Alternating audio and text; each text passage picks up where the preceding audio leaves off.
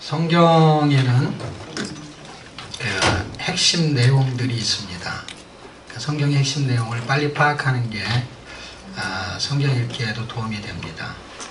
그래서 성경을 빨리 읽을 경우에는 구조를 더 크게 이해하는 게 좋고, 촘촘히 읽을 때는 구조를 촘촘히 이해하셔야 돼요.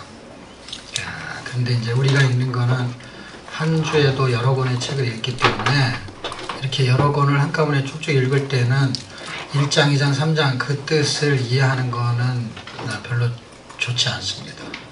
왜냐하면 그러면 성경 읽기가 방해가 돼요. 그러니까 그러면 공부할 때 도움이 되는 거예요.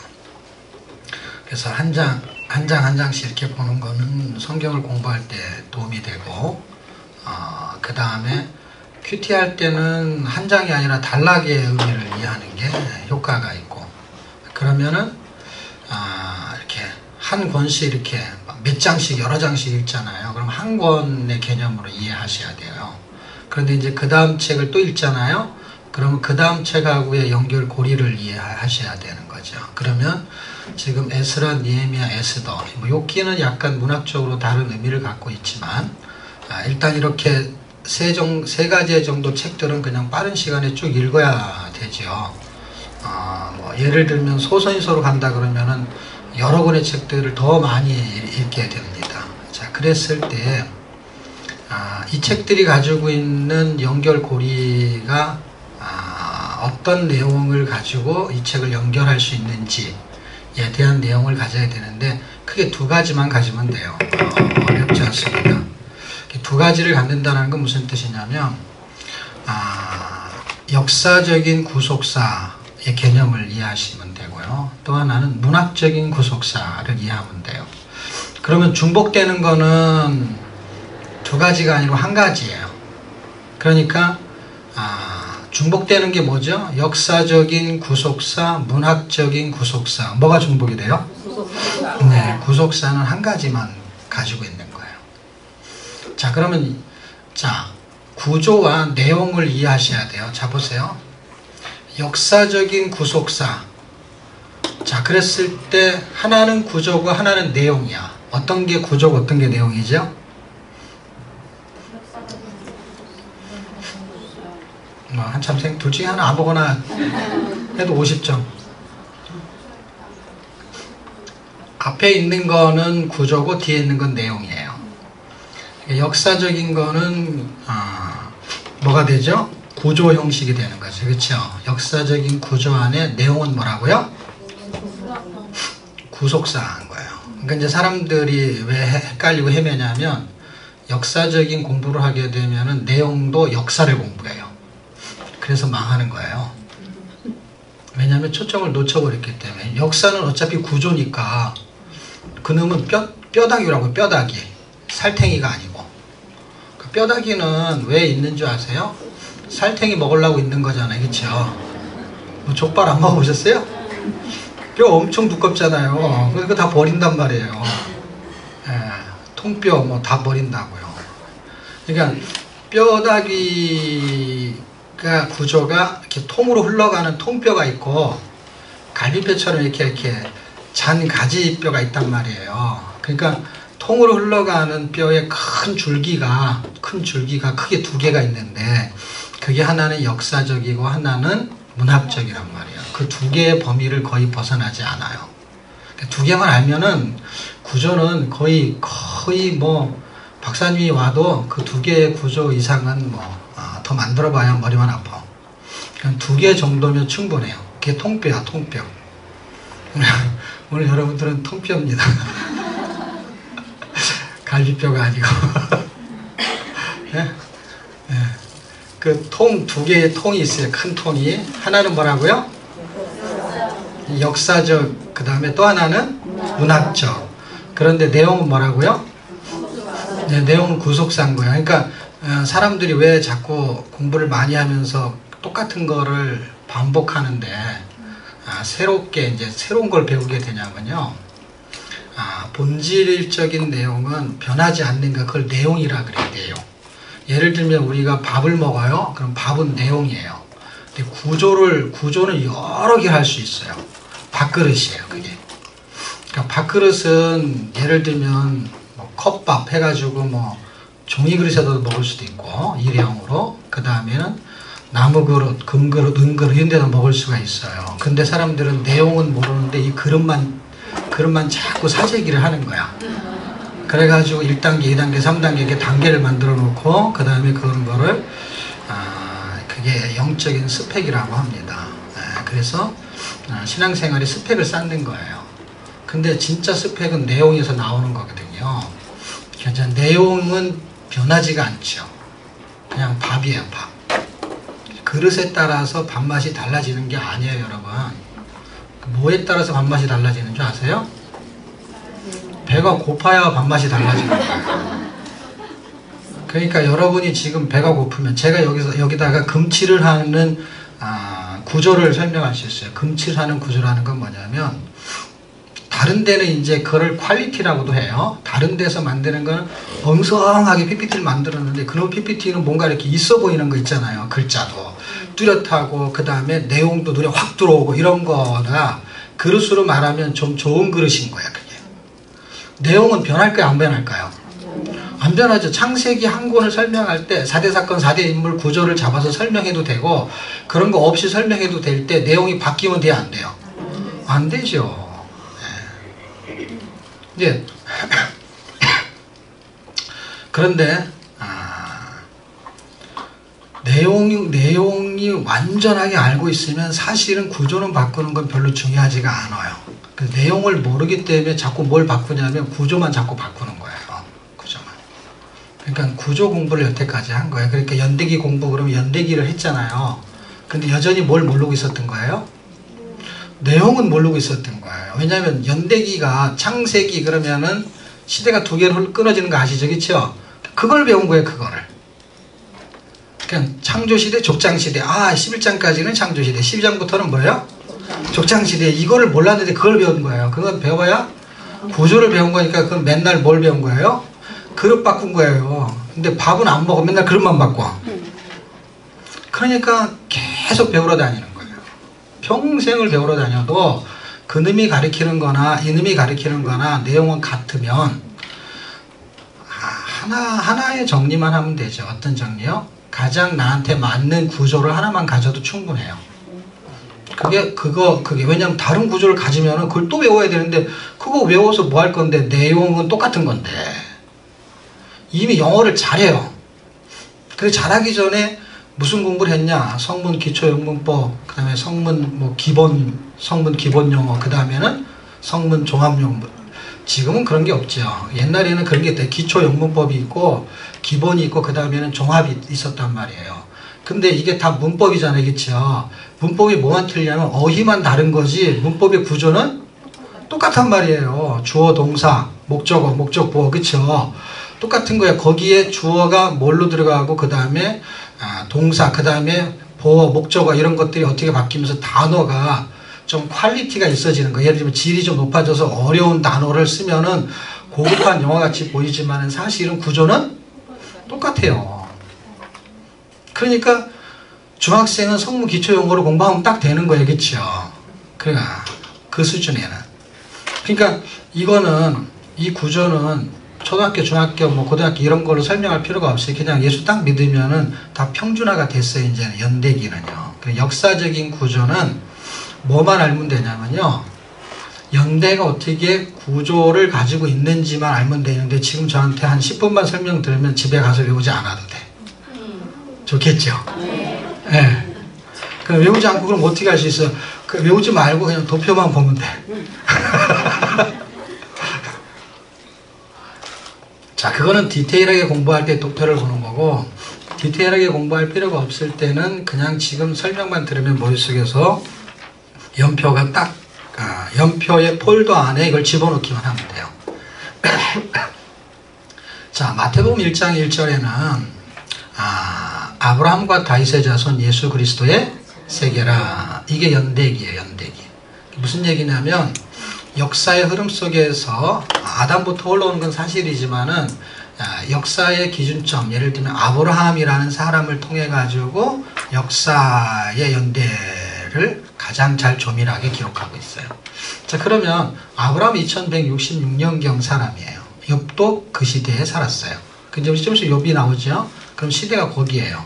그러니까 이거를 문학적으로 볼 거냐, 아니면 역사적으로 볼 거냐의 차이만 있지, 뭐가 달라지면 안 되냐면 내용의 의미가 달라지면 안 돼요. 설명은 다르게 할 수 있어요. 그런데 의미는 절대로 바뀌지 않아요. 그럼 욥이라는 사람의 책을 가지고 사람들이 어떨 때는 포로 시대 때도 쓰는 경우가 있어요. 그건 고난이라는 주제 때문에 그런 것이지 의미 때문에 그런 게 아니에요. 고난이 있는 거는 포로 때가 고난이었어요. 그럼 광야 시대 때는 고난이었어요? 고난이 아니었어요? 고난이었죠. 그때는 왜 안 쓰죠? 고난을 주제로 쓸 때는요, 지금도 써도 되겠죠. 지금 고난스러운 사람 욥이 딱 지금에 딱 맞는 주제가 되는 게, 그렇죠? 근데 고난이 아닌 사람한테는 그 주제가 다르기 때문에 그 주제가 잘 안 맞는 거지, 그렇죠? 그랬을 때 요건 역사적인 개념은 아브라함 시대가 분명한데 문학적인 기준을 둬가지고 설명을 할 때는 역사적인 기준과 문학적인 기준을 딱 이렇게 탈피해버려요.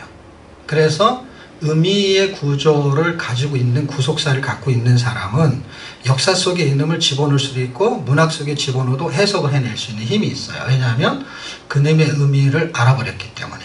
그 다음에 역사에 가둬두지 않을 수 있는 힘이 생겼기 때문에. 그러니까 역사라는 거는 연표를 쪼갠다는 뜻이에요. 그러니까 쪼갤 수 있으면은 구조를 계속 잡아낼 수 있는 거야. 예를 들면 창세기를 가지고 좀 둘로 쪼갰기 때문에 둘로 잡아내서 그렇지 4개로 쪼개면 4개가 되는 건데 시대는 4개로 안 쪼개거든요. 근데 쪼갤 수는 있어요. 4개가 아니라 한 5-6개도 가능할 것 같아요. 제 생각에는. 그것을 창조시대를 했을 때 사실은 노화나 이런 건 창조시대에 들어가면 또 안 되거든요. 그러니까 다른 시대로 봐야 되는 거죠. 근데 이제 족장시대하고는 다르니까 그냥 그쪽에다 그냥 편입을 시켜버리는 거죠. 그러니까 그렇게 쪼개면 더 조밀하게 쪼개지겠지, 그렇죠? 자, 그런 의미에서 시대가 갖고 있는 거에서의 틀은 크게 잡는 게 일단 유리한 거야. 성경을 쭉쭉 읽어나갈 때. 그러면은 창세기에서 출발하는 족장시대의 시간의 흐름이 이제 아브라함 2000년경 사람이란 말이에요. 근데 아브라함과 누구요? 다윗, 그 다음에 예수. 이렇게 경점이 2개로 끝나버려요. 그럼 이게 몇 년이냐면 딱 1000년이에요. 그러니까 1000년의 경점을 띄고 있는 게 지금 성경은 1000년이라는 단어를 굉장히 중요하게 생각하고 있는 걸 아셔야 돼요. 1000년왕국도 있죠. 그 다음에 전쟁을 하면은요, 에스더 같은 전쟁은 1000년의 전쟁이에요. 아말렉과의 전쟁은요. 왜냐하면 그게 500년경이에요. 연대는 어떻게 외우냐면은 지금 저처럼 외우시면 돼요. 어차피 연대는 정확하지가 않아요. 이 연대는요, 1000년의 경점과 그 경점을 반으로 자르면 500년이 되죠. 그러니까 처음에 외울 때는 큰 덩어리를 외우니까 1000년을 외우는 거예요. 아브라함과 다윗의 자손, 예수 그리스도의 세계. 이거는 마태복음 1장 1절. 그러니까 한 절을 외우면서 그걸 연표에 집어넣는 거예요. 그럼 이 가운데를 하나씩만 나누면 되지, 그쵸? 그러면 가운데 나누면은 아브라함과 다윗 그 중간 가운데가 되겠지, 그쵸? 그 가운데면은 500년이죠. 그러면 1500년이죠, 그쵸? 왜냐하면 이게 2000년, 1000년, 그 다음에 AD가 시작되는 제로가 되니까, 그쵸? 그러니까 여기서 제로가 된다는 건 뭐냐면 이 AD, BC를 나누는 기점이 결국 과거를 제로로 만들어 버리겠다는 거예요. 그리고 다시 시작하는 거예요. 다시 시작하는 거의 경점이 어디냐고 할 때 그리스도가 경점의 기준이 되는 거예요. 시간의 기준은 그리스도예요. 그리스도를 이해하면 뭘 알 수 있냐면 어제나 오늘이나 영원토록 동일하신 히브리서 13장 8절인가 쯤에 있는 그 예수 그리스도는 어제, 과거, 오늘, 현재, 영원토록 동일하시다 하는 시제를 이해하셔야 돼요. 그러면은 지금 이 역사 속에서 2000년이라는 시간이 지나면서 그 시간을 제로로 만들어 버렸어요. 제로로. 그 제로로 그러니까 재료 상태에 다시, 제로, 0으로 만들어서 다시 1년, 2년 이렇게 시작을 하잖아요. 그치, 앞으로. 이 뒤에 게, BC가 뒤에 게 돼버리는 시간을 제로로 만들었다는 건 무슨 얘기냐면, 이 시간 자체를 가지고 미래를 겨냥하는 걸 그대로 반복하겠다는 거예요. 왜냐하면 그래서 동일하다라는 의미를 갖게 돼요. 동일하다는 의미를 이해하셔야 돼요. 그러니까 과거 이 예수 그리스도가 2000년의 역사 속에서 그 과거죠. 역사 속에서 그분이 행하셨던 것이 미래 속의 계획이었어요. 그분에게. 그러니까 미래 속의 계획이 현재 속에서 나타나서 과거로 압축이 돼버린 거예요. 그거를 시간의 개념을 이해해야만 이놈을 한 방에 통으로 먹는 거예요. 그러면 이걸 그대로 이놈이 그대로 뭐가 되냐면 통에 시간을 보는 잣대가 돼가지고 이렇게 해갖고 쫙 미래를 보잖아요. 그러면 미래를 보면 그놈이 동일하게 나타날 수밖에 없어요. 왜냐하면 예수님이 오시기 전에 시간을 제로로 만들었던 그분이 그거를 성취하셔가지고 또 시간을 출발해요. 그게 AD예요. 그렇죠? 출발을 해요. 출발을 하는 것이 이게 과거일 때 현재 미래로 가는 거예요. 쭉 출발하는 그 내용이 이놈을 그냥 딱 덮어쓰기 하면은 완전한 일체감을 갖는단 말이야. 초림과 재림이 딱 덮어쓰기 하는 거죠. 똑같아요. 그 반복되는 개념에서 에스라, 니에미야, 에스더가 어떻게 움직이는지를 이해하셔야 돼요. 왜냐하면 그거는 역사적인 구속사를 쓰고 있는 거기 때문에. 자, 역사적인 구속사와 문학적인 구속사를 제가 지금 동시에 설명을 하려고 하는 거예요. 물론 동시에 설명을 하게 되면은 어떤 현상이 나타나냐면 공이 3개로 보여요. 그래서 눈치껏 들으셔야 돼. 눈치를 잘 채야 돼. 이건 머리가 좋아가지고 될 일이 아니야. 지금 저 사람이 무슨 얘기를 하려고 그러는지를 지금 3가지처럼 들린단 말이야. 한 가지 이야기를 하는데 3가지처럼. 공이 3개지만 그냥 공이란 말이야. 공이에요. 근데 공을 이렇게 던지는 사람 있잖아요. 근데 던졌다 받았다 여기 한 개는 잘 해겠죠. 2개 가지고 하면 양손으로 하는 거 아시죠? 그렇죠? 아니 한 손 가지고도 하는 사람이 있더라고. 한 손 가지고도 2개를 던져. 2개를. 중간에 받았다가 이놈 내려오기 전에 던지고 그놈 받았다가 또 그놈 내려오기 전에 또 던지고. 그러니까 공이 2개가 중간에 떠 있는 거죠. 그렇죠? 그리고 더 잘하는 사람은 이제 양손으로 해갖고 3개를 던지죠. 그렇죠? 3개를 어떻게 던지나 모르겠어. 지구는 공전과 자전을 해요. 그렇게 돌아가는 거예요. 그런 것처럼 지금 여태까지 여러분이 학습되어 있는 그 공부가 연대기 공부가 안 돼 있다 해도 상관없어요. 왜냐하면 지금 연대기 제가 설명을 해줄 거니까. 연대기는 딱 1000년의 간격에서 딱 둘로 자르면 500년의 간격이 되니까 덩어리가 4개밖에 없어요. 4개 안에 약간의 연대가 몇 개 있는데 그놈의 연대 별로 하나도 안 중요해. 전혀 중요한 써먹을 때 하나도 없어요. 왜냐하면 그거 시험 봐갖고 100점 맞아도 그거 가지고 신앙생활 잘하는 거하고 전혀 상관이 없어. 그 다음에 천국 가도 그 연대를 물어볼 리가 없어. 내가 그때 그 연대를 맞췄냐, 1차 교환이 뭐냐, 그런 거 몰라도 하나도 상관없어요. 그러면 적어도 그냥 역사의 개념은 대충 알고 싶습니다. 연대가 어느 정도 흘러가는지 알고 싶습니다 하면 4개 덩어리만 외우면 된다니까. 이게 또 그리고 외울 것도 없어요. 왜냐하면 2000년, 1500년, 1000년, 그 다음에 500년, 제로, 이걸 뭘 외워요, 이거를. 집에 가서 그거를 연습을 해야 외워지겠어요? 501년인가 499년인가 이런 걸 외워야 되는데 그럴 필요가 없단 말이야. 그리고 그렇게 연대가 불분명하지도 않아요. 거의 그 안에 다 역사가 흘러가요. 그러면 아브라함부터 모세까지 500년.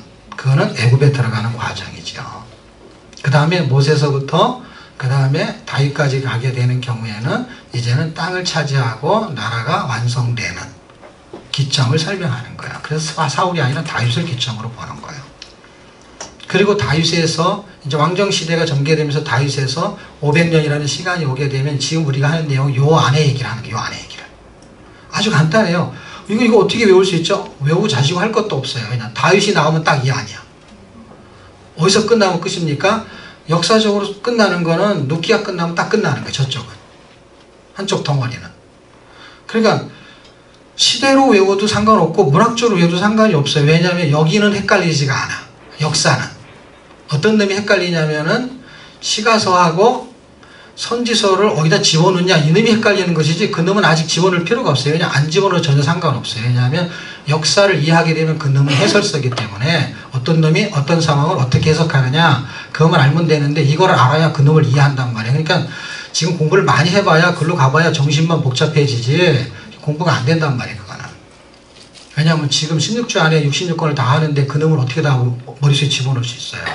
그러니까 그렇게 공부하는 게 아니고 이 시간에는 역사가 흘러가는 것 속에 문학은 어떻게 포지션을 가지고 전개되느냐. 그래서 역사 얘기하죠. 문학적인 얘기하죠. 그 다음에 하늘에 덮여 있어요. 그게 뭐냐면 구속사를 다루기 때문에 그래요. 그래서 공이 세 개로 보인단 말이에요.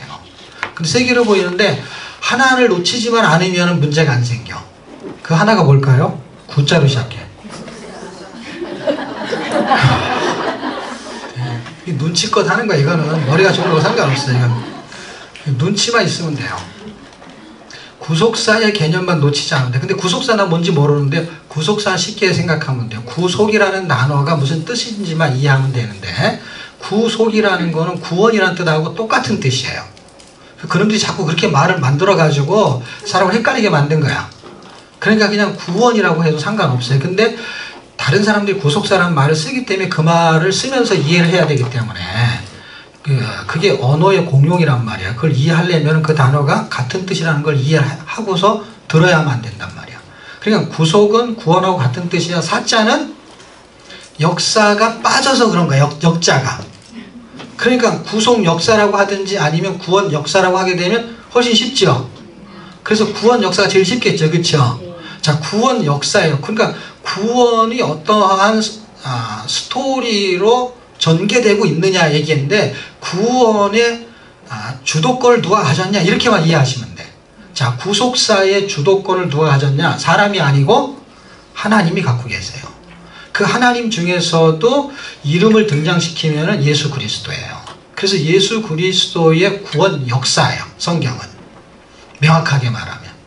그랬을 때 이놈을 제로로 만든다 그랬잖아요. 제가 아까 2000년서부터 출발해서 물론 아담부터 이야기를 해야 되지만 역사를 제일 공부하기 좋은 건 딱 네 덩어리인데 이 네 덩어리를 사람들이 이제 10덩어리로 만들어서 그래요. 여기까지 오게 되면 시대가 10시대가 흘러가요. 그렇지만 덩어리는 4개의 덩어리로 그냥 끝이 나요. 포로 시대나 포로 귀환 시대와 같은 덩어리예요. 그쵸? 그러니까 왕정 시대 예를 들면은 통일왕국, 분열왕국도 왕정 시대 같은 시대잖아요. 그럼 이놈이 같은 덩어리야, 같은 덩어리. 예. 같은 덩어리니까 그 왕정 시대에서 약간 이제 포로에서 포로 귀환한 시대가 헷갈려서 그런데 상관없어요. 왜냐하면 요 다윗서부터 나라가 멸망할 때까지가 딱 500년이에요. 그러니까 500년이면 끝나는 거야. 그게 586년이냐 그런 거 몰라도 상관없어요. 500년이라고 하면 돼요. 예, 전혀 문제가 안 돼. 500년이면 나라가 다 멸망해요. 멸망하고 나서 벌어지는 일이 침묵시대로 곧바로 들어가야 되는데 그 어간에 포로 귀환하는 사건이 등장해요. 70년밖에 안 걸리기 때문에 요놈이 경계선에 있어요. 경계선에. 그러니까 이 덩어리의 경계선에 있는 것이죠. 그리고 이제 성경이 써지지 않는 그 시대를 이제 우리는 주로 침묵시대라고 하는데 침묵시대는 포로 귀환 시대의 경계선에서 움직여요. 그러니까 무슨 얘기냐면은 왕정 시대는 사사 시대와 그 가운데 뭐가 있냐면은 왕정 시대와 사사 시대의 과도기라는 게 있어요. 왕이 생기는 그 어간이 그게 한 50년 흘러가요. 여기도 그렇게 70년의 어간이 흘러가는 거야. 근데 그거는 조밀하게 몰라도 상관없지만은 일단은 그런 갭을 이해하게 되면 여러분 설명하기가 되게 좋죠.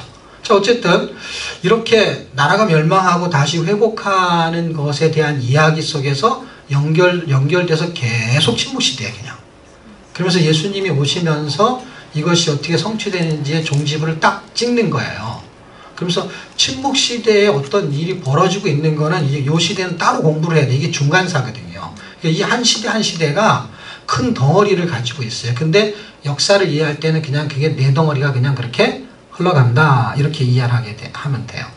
그랬을 때 이 두 역사의 네 덩어리 속에서 그것이 크게 두 덩어리씩을 잘리게 되면은 앞에 1000년 뒤에 1000년이 되는 거야. 앞에 1000년은 아브라함서부터 모세 다윗이 오기 전까지, 그러니까 다윗 전까지가 1000년이잖아요. 그렇죠? 그러니까 아브라함부터 모세 그 다음에 다윗 생기기 전까지가 1000년. 이게 한 덩어리 한 덩어리. 그 다음에 여기서부터 다윗서부터 그 다음에 나라가 멸망하고 예수님 오시기 전까지가 크게 한 덩어리가 흘러가는데 이 침묵시대는 책이 없기 때문에 할 얘기가 없으니까 사실은 500년 이야기만 하면 끝이 나는 거예요. 이쪽 덩어리는. 책이 없으니까. 말라기 끝나면은 뭐 430년경이니까 한 400년 정도가 침묵되니까. 그러니까 1000년을 다 합쳐도 사실은 내용은 500년 거리밖에 안 되는 것이죠. 그렇죠? 자, 이렇게 큰 두 덩어리의 주제를 파악하시면 돼요. 아담의 언약을 가지고 그 아담의 언약이 예수 그리스도, 이거를 재료로 만들어버리는 이게 예수 그리스도는 신약이죠. 그 재료로 만들어버리기 전에 2000년의 시간이 흘러갈 때 1000년의 단위가 흘러가는 내용은 결국 뭐냐? 아주 심플해요. 그냥 하나는 애굽에서 그냥 한 400년 지나니까 그냥 그 호우병 날아가고, 그 다음에 광야에서 어떻게 뭐 하다가 움직이다가 40년 지나가지고 가나안 땅에 들어가죠. 거기서 살면서 왕정 시대가 오기 전까지 이렇게 움직였던 시대 중에서 암울하게 살았던 시대가 가장 많은 게 뭐냐면 사사시대죠. 그놈이 약 400년이에요. 그러니까 잘 생각해 보세요. 이놈이 11,000년이지만은 어떻게냐, 애굽에서 사사기 암묵처럼 살았던 것처럼 살았던 게 약 400년, 물론 430년 이렇게도 말하고, 여기는 350년 이렇게 말하지만 이 어림수를 이해하는 게 계산하기가 좋아요. 그러니까 500년 중에서 약 400년씩은 다 맨날 깜깜하게 산 거예요. 그 역사가 별로 공부할 게 없어요. 그러니까 깜깜하게 산 건 다 뭐냐면은요, 하나는 어둠 속에서 해방돼야 되는 거고, 하나는 해방된 사람들이 빛으로 살아야 되는데 이렇게 못 살았다는 얘기예요. 그 빛 속에 들어왔는데 그 빛을 드러내질 못한 거예요. 이렇게 이런 일이 반복되는 거예요. 역사는요. 큰 덩어리가. 지금 어때요? 지금도 맨날 그렇죠. 지금도 우리가 애굽에서 살았던 것처럼 죄의 종이었는데 하나님의 구원을 받아서 이겠죠. 그래서 구원을 받아서 우리가 이제는 사사시대처럼 레위가 통치하는 시대에, 그래서 각 지역에 교회가 있다는 거는 그게 레위 지파가 가서 목회를 하는 거하고 같은 개념이에요. 지금은 전 세계에 흩어져 있단 말이에요. 레위가. 그래서 통치는 그 나라 사람, 그 나라의 왕이 하지만은 하늘의 통치를 받는 사람들은 다, 예수 믿는 사람들은 다 한 가족이잖아요. 이게 다 48개 성읍이 흩어진 것처럼 다 성읍이 흩어져 있는 거예요. 전 세계에. 그런데 그 속에서 지금 뭐 사사시대처럼 살아가고 있는 그 속에 빛으로 살아내기를 원하는 거예요. 그 빛으로 살아내는 그 한 줄기의 빛을 배워야 되는데, 이쪽 테마에서는 딱 보여줄 수 있는 내용은 책 한 권밖에 없는데 그게 루키라는 책이에요. 그러니까 1000년의 시대 속에서 공부해가지고 이제 눈치를 딱 채야 될 책은 어떤 책이냐? 그건 루키라는 책 하나예요. 결국 이거는 역대기로 연결이 돼요. 루키는 연대기로 연결이 된다는 얘기는 이쪽 테마 쪽하고 연결을 시킨다는 얘기예요. 그리고 이 루키가 결국에는 어느 쪽의 이야기를 끄집어 당기냐면은 창세기 38장에 있는 유다의 족보를 끄집어 당기죠. 그렇죠? 그렇게 당겨가지고 루키가 어디하고 연결하게 되면 다윗하고 연결이 되죠. 여기가 딱 1000년이니까. 그렇죠? 여기서부터 또 1000년. 다윗한테 연결을 하죠. 그렇죠? 그래서 유다 지파니까 족장시대잖아요. 그렇죠? 창세기에 있는 38장의 족보를 끄집어내는데, 왜냐하면 여기에 역사를 제로로 만들어버리는, 역사를 시작했던 그분이 역사를 제로로 만든단 말이에요. 제로로 만드는 분이 다시 또 한 번 반복해서 제로로 만들게 되면은 무슨 일이 발생하게 되면 영원한 나라가 형성되는 거로 끝나는 거예요, 이제는요. 이거를 눈치를 빨리 채셔야 되는 거야. 이런 건 책에 써있지도 않고 책으로 쓰기도 힘들어요. 왜냐하면 이걸 논리적으로 쓰려고 그러면 제가 쓰면 글로 읽으면 하나도 이해가 안 돼요. 이해할 수가 없어요. 그리고 그 주변 이야기를 자꾸 다 쓰게 되면 이만큼을 읽어가지고 앞에 얘기를 다 한 다음에 해야 되기 때문에, 앞에 얘기 다 듣고 나면은 이 얘기를 하고 나면 앞에 얘기 무슨 얘기인지 잊어버리기 때문에 이 얘기를 또 몰라. 결국 알 수가 없어요, 이거는. 왜냐하면 지금 앞에 있는 이야기가 그런 얘기라는 걸 두루뭉실 안다고 가정하고 넘어가는 거니까 계속. 그러니까 처음 교회 다니면 이게 알 수가 없는 거예요, 이거는. 사사시대 무슨 내용이냐. 사사시대를 아직 공부도 안 했어. 그러니까 대화가 안 되는 거죠. 그러니까 지금 시대는 몰라도 되지만 시대를 구분해 놨기 때문에 그 용어를 사용할 수밖에 없는 거예요. 누군가 그걸 사용했어요. 그것을 공부해요. 그런데 그거를 파괴시키지 않으면 거기에 갇혀버리는 거예요. 파괴시키는 건 어떤 거예요? 그놈의 의미를 알아버리면 그놈은 그 기준은 없어져. 상관없어요. 의미를 알아버리면요, 공부한 거는 이미 다 압축이 되는 거예요. 압축이. 네. 외우지 않아도 돼요. 사사에도 몰라도 들었어요. 그 사사가 움직였던 시대. 그 역사적인 구속사는 여전히 그 역사 속에서 하나님이 구원 역사가 전개되는 거예요. 완벽한 것은 땅으로 인도하는 거예요. 땅의 개념을 이해하셔야 돼요. 그래서 아브라함한테 약속 같은 게 뭐냐면은 복시 땅이죠. 그 복시 땅이 예수 그리스도로 인해서 구원받는, 씨가 그리스도고 그 씨를 통해서 구원받는 복이 결국에는 눈에 보이는 현상은 뭡니까? 할 때 눈에 보이는 그 복은, 이게 예수 믿은 건 눈에 보이는 복이 없어요, 별로요. 무슨 얘기냐면 예수를 믿는 것으로서 우리 물질 세계에서 나타나는 게 약하단 말이에요. 그러니까 예수를 믿으면 집 한 채가 딱 생기다든지 이런 물리적인 게 별로 없단 말이에요. 그러니까 물리적인 게 없는 것인 상황에서 물리적인 게 나타나는 게 뭐냐면 땅이란 말이에요. 그 당시에 땅. 그 땅을 주겠다라는 거예요. 그 땅이 뭐냐면 복의 결과물이에요. 그게 가나안 땅에 들어간 거예요. 그러니까 아브라함한테 약속했던 역사의 흐름은 딱 사사기로 끝나버리는 거예요. 그게 창조 과정사예요. 자, 거기까지의 역사의 흐름을 가지고 이제 문학적인 구속사로 가게 되면은 눕기까지 가야 되는 거죠. 사사시대는. 근데 역사적인 구속사는 그냥 복시 땅, 그걸로 끝나는 거예요. 근데 이제 문학적으로 하게 되면 이건 문학적인 건 연결고리를 갖고 와야 되니까 룻이 연결고리를 하는데 족보를 연결을 해요. 그래서 우리가 지난주에 공부한 게 뭐죠? 역대상하죠? 역대기인 거예요. 자, 역대기하고 연결을 하는 거야. 그래서 오늘 역대기하고 연결하는 그러니까 역사적인 구속사의 개념은 뭐라 그랬죠, 제가? 이쪽 덩어리? 세 가지. 복시 땅, 그게 역사적인 구속사의 덩어리예요. 문학적인 거는 그럼 이걸 물고 들어가면 당연히 문학적인 것도 이 내용은 들어있죠. 근데 문학적인 거는 하나를 더 말해야 된다는 거예요. 왜냐하면 책을 다 말하는 거니까. 책을 다 말해야 되니까 눕기를 말해야 되죠. 그러니까 눕기를 통해 가지고 지금 연결고리를 어디를 삼냐면 역대기하고 연결을 시켜요. 그러니까 왜 그러냐면 이제 나라가 멸망해 버렸잖아요, 그렇죠? 멸망해 버리고 나서 벌어지는 사건이란 말이죠. 지금 에스라, 느헤미야, 에스더는. 근데 지금 그렇게 끝나고 욥기 10회 이렇게 또 들어가잖아요, 그렇죠? 그러니까 역사적인 개념과 문학적인 개념을 어떻게 이해하셔야 되냐면 이 이야기의 스토리가 어떻게 전개돼서 어디에서 딱 끝나고 다시 시작하는지만 알면 되는데 욥이라는 것은 다시 뭘 시작하는 거냐면 역사 속에서 있던 것을 개인의 신앙 체험을 통해서 다시 반복하는 거예요. 그러니까 지금 역사를 완벽하게 한 덩어리는 어디서 끝나냐면 창조 과정사 사사시대로 끝나요.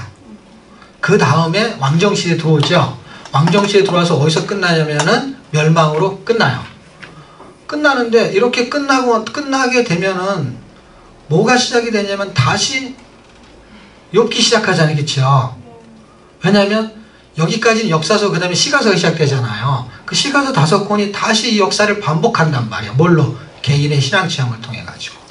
자, 그렇게 쭉 흘러가는 이야기의 테마를 잘 정리하면은 창세기가 해주고 싶은 이야기는 본질적인 복음이에요. 자, 본질적인 복음을 전개시켜요. 그 본질적인 복음을 전개시키는 성경은 복음의 본질이 뭐냐, 누가 구원시키냐, 이 말이야. 누가 구원하냐, 그걸 출발시켜요. 그래서 구원을 해버렸어요. 출애굽기가.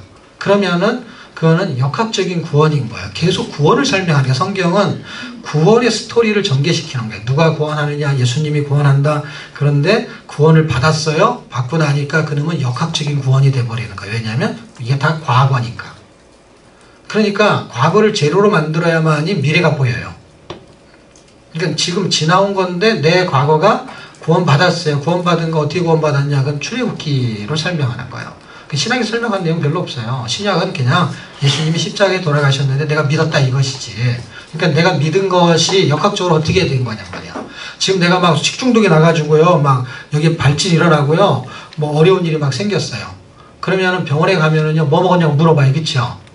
그걸 자기가 맞춰야지 의사지. 다 얘기해주면은 그거 어떻게 해. 그래서 그런 거 먹어서 그렇다는 거야. 그걸 다 먹은 걸 얘기하면 안 돼. 그래서 가서 한번 맞춰보게 해야지. 근데 거의 다 알려줘요. 의사는 그냥 결과만 얘기하는 거 알 것 같더니. 그래서 역학조사라는 걸 하잖아요, 그쵸? 어떤 학생들이 식중독에 걸렸다 그러면은 그 사람들이 먹은 음식이 뭔데 그 음식을 어디서 사왔냐 해서 그걸 조사하러 찾아가죠, 그쵸? 그래서 가서 봤더니 그 음식, 그 재료가 상한 걸 쓴 음식점을 찾은 거야. 그러면은 식중독에 걸린 걸 역학조사해가지고 원인을 찾아낸 거지, 그쵸? 신약에는 이게 없단 말이에요. 신약에는 역학적인 구원이 없단 말이에요. 그거는 과거에서만 있는 거예요. 왜냐하면 근데 신약도 과거 아닙니까? 과거인데 예수님이 딱 오시면서부터 오시기 전까지가 과거인 거예요. 왜냐하면 이걸 반복하는 거니까. 왜냐하면 이놈이 그림자였잖아요. 성전을 이야기할 때 성전이 그림자였잖아요. 그렇죠? 시브리서에 써있잖아요. 성전. 그 다음에 사도행전에 써있잖아요. 성전은, 성막은 하늘의 모형을 본딴 거니까, 그치? 하늘의 성전을 본딴 모형이니까 그림자잖아요. 근데 그게 실체가 와버렸잖아요. 그래 와버렸으니까 뭐야? 그놈을 재료로, 없던 걸로 만들어버린다. 제로로 만든 거야, 제로로. 역사를 제로로 만들어요. 왜냐하면 0으로 만드는 것처럼 그놈을 그 그림자였던 거가 실체가 나타나면서 이놈을 없애버린단 말이야. 없애버리는 거야. 이게 없어지는 거야. 그러니까 없어진다는 건 뭐냐면 업데이트가 돼가지고 완성되었다 이렇게 표현하는 거죠. 그러니까 이게 없어진 게 아니라 사실은 이걸 설명한 거기 때문에 이걸로 이해를 해야 되는데 이거는 따로 공부하고 이놈을 따로 공부하니까 이상한 거예요. 성전 따로 공부하고 예수님 따로 공부하는 거예요. 그게 하나라는 거예요. 그 하나니까 두 개가 아니라 하나인데 그 당시에는 그 내용을 가지고 공부했어요. 근데 그래서 지금은 성전이 없는 거예요. 성전을 가지고 설명하려는 의지가 있었기 때문에 성전을 지었다 허물었다 그 다음에는 다시 성전이 지어지지 않죠. 왜냐하면 그거는 예수님의 모형을 설명하려고 했던 의미가 강했던 것이고 그분이 이 땅에 오셨을 때 이미 이것은 이루어진 거고 그분이 실제 그걸 해야 되잖아요. 그렇죠? 해야 되는 것을 이미 지금 여기서부터 지금 에스라가 굉장히 중요하단 말이에요. 왜냐하면 이 역사의 마지막을 설명하는 거예요. 이게요. 역사의 마지막을 설명하는 거에는 내용이 구속사기 때문에 이걸 같이 설명 안 하면 뭐가 되냐면은 연대 외우 그냥 끝나는 거야. 그럼 연대 외우면 그 무슨 공부가 되냐면은 밖으로 공부만 계속하고 가는 거예요. 그 안에 들어있는 밥을 그 내용물을 먹어야 되는데 내용물이 이 구조를 공부하다가 놓쳐버리게 되면 이게 꽝될 수가 있단 말이에요. 그러니까 이 내용물보다 더 중요한 거는 이 구조보다 중요한 건 내용물인데 성경이 패턴이 지금 그래도 큰 구조에 큰 통뼈 두 개가 흘러가는데 하나는 역사고 하나는 문학적인데 지금 문학적인 걸로 구속사를 설명하는 사람은 별로 없고 일단은 역사적인 설명을 많이 공부하는데 그 안에 구속사는 또 없어요. 그 역사 속에서 그냥 교훈을 찾는 게 교훈을. 근데 이거는 그리스도를 놓치면은 아무것도 아닌 거예요. 이거는. 왜냐하면은 이 그리스도가 와야만 이놈이 재료가 되는 거야. 재료.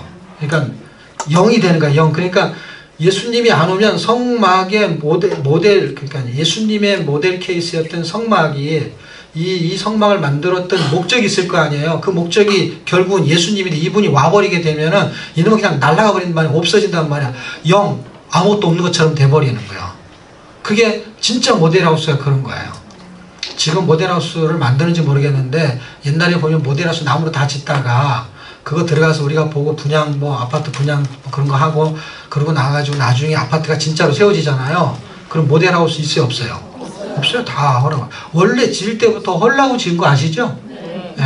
어쩌다 보니까 한 게 아니라 아예 지을 때부터 헐라고 지은 거예요. 그러니까 이 앞에 거를 예수님이 오는 기점에서 이놈이 없어질 거예요. 그러니까 이 세상은 눈에 보이지만은 허상의 세계란 말이에요. 허상이 없어질 세상이에요. 성경은 그렇게 말한단 말이에요. 그 다음에 눈에 보이지 않지만 눈에 보이지 않는 건 허상이고 눈에 보이는 거는 실상인데 눈에 보이지 않지만은 이제 나타날 실상이 있단 말이에요. 근데 나타나지 않았기 때문에 그게 뭐가 되냐면 다른 사람 볼 때는 그냥 허상처럼 보이지만 그게 실상이란 말이에요. 그럼 그림자를 우리는 실상으로 지금 보고 있어요. 성막은 그림자지만 눈에 보이지 않아요. 그렇죠? 그래서 그게 실상처럼 보이지만 그 없어질 실상에 그러니까 없어질 실상이라는 건 이상해요. 없어질 눈에 보이는 건 실상이니까 없어질 실상의 실체는 그리스도라는 거예요. 근데 그리스도는 나타난 실체인 거야. 그러니까 섀도우냐 이거는 리얼리티냐 이 차이인데 이게 섀도우는 빛이 오면은 그림자는 없어진다 이 말이야. 없어진다. 그래서 빛으로 설명한 거야. 그러니까 빛이 있으면은 어둠이 없어진다는 것처럼. 또 하나는 이게 뭔가를 설명하려고 하는 모양체에 대한 이해가 돼버리면 예수님이 오면은 이걸 알아버려야 되는 거거든요. 그 무슨 얘기냐면 성경을 통해 가지고 과거의 지식을 많이 갖고 있는 유대인들이 성경을 공부해서 예수님이 딱 나타나면 딱 알아봐야 되잖아요. 왜냐하면 이쪽에 있었던 이야기 전체 얘기가 다 뭐의 모형이냐면 예수님의 모형인 거예요. 뭐까지? 성전까지. 성전도 예수님의 모형, 왜 허물어지고 왜 다시 세워지고 이것까지도 이미 예수님이 오면은 이게 재료가 된단 말이에요. 왜냐하면 예수님이 그대로 해버리니까. 얼마 만에? 30년 만 안에. 그러니까 AD 100년 안에 그냥 재료로 이분이 오셔가지고 딱 오시면서부터는 다 이분이 다 영으로 만들어지는 거야. 그래서 역사도 영으로 시작하는 거야, 다시. 그리고 이분이 역사를 다시 쓰는 건데 어떤 거 다시 쓰냐? 이 과거 역사를 다시 쓰는 거죠. 어떻게? 그림자가 했던 거를 그분이 실제로 해내는 거예요. 그 그림자로 했던 거 그분이 여호와의 사자로 가나안 땅에 들어가게 하신 분이 그분이라는 거 설명 들었죠, 그렇죠? 책에 읽었죠. 그 여호와의 사자인 예수님이 그렇게 천국에 집어넣겠다는 거예요. 지금 제가 하는 말 이해가 돼요? 네. 지금 가나안 땅에 들어갔죠. 근데 과거의 역사죠. 어제나 오늘이나 영원토록 동일하신 그분이 현재 속에서 과거의 역사를 압축시켜가지고 미래에 그대로 만들어버리겠다는 거예요. 누가? 여호와의 사자가 그때 했던 것처럼 가나안 땅에 집어넣는 것처럼 눈에 보이지 않는 천국에 쏙 들어가게 하겠다는 거예요. 한치의 오차도 없이. 그것을 이렇게 보고서 믿은 건지 아니면 그냥 예수 믿었으니까 간다고 그냥 철석같이 믿는 건지 그 차이가 어마어마한 차이가 있는 거예요. 내가 이게 지식이거든요. 이게 왜냐하면 믿음도 지식의 바탕을 해요. 아브라함이 하나님의 약속을 믿었어요. 믿었지만 이스마엘을 만들어냈어요. 왜냐하면 자기 생각이 움직였던 거예요.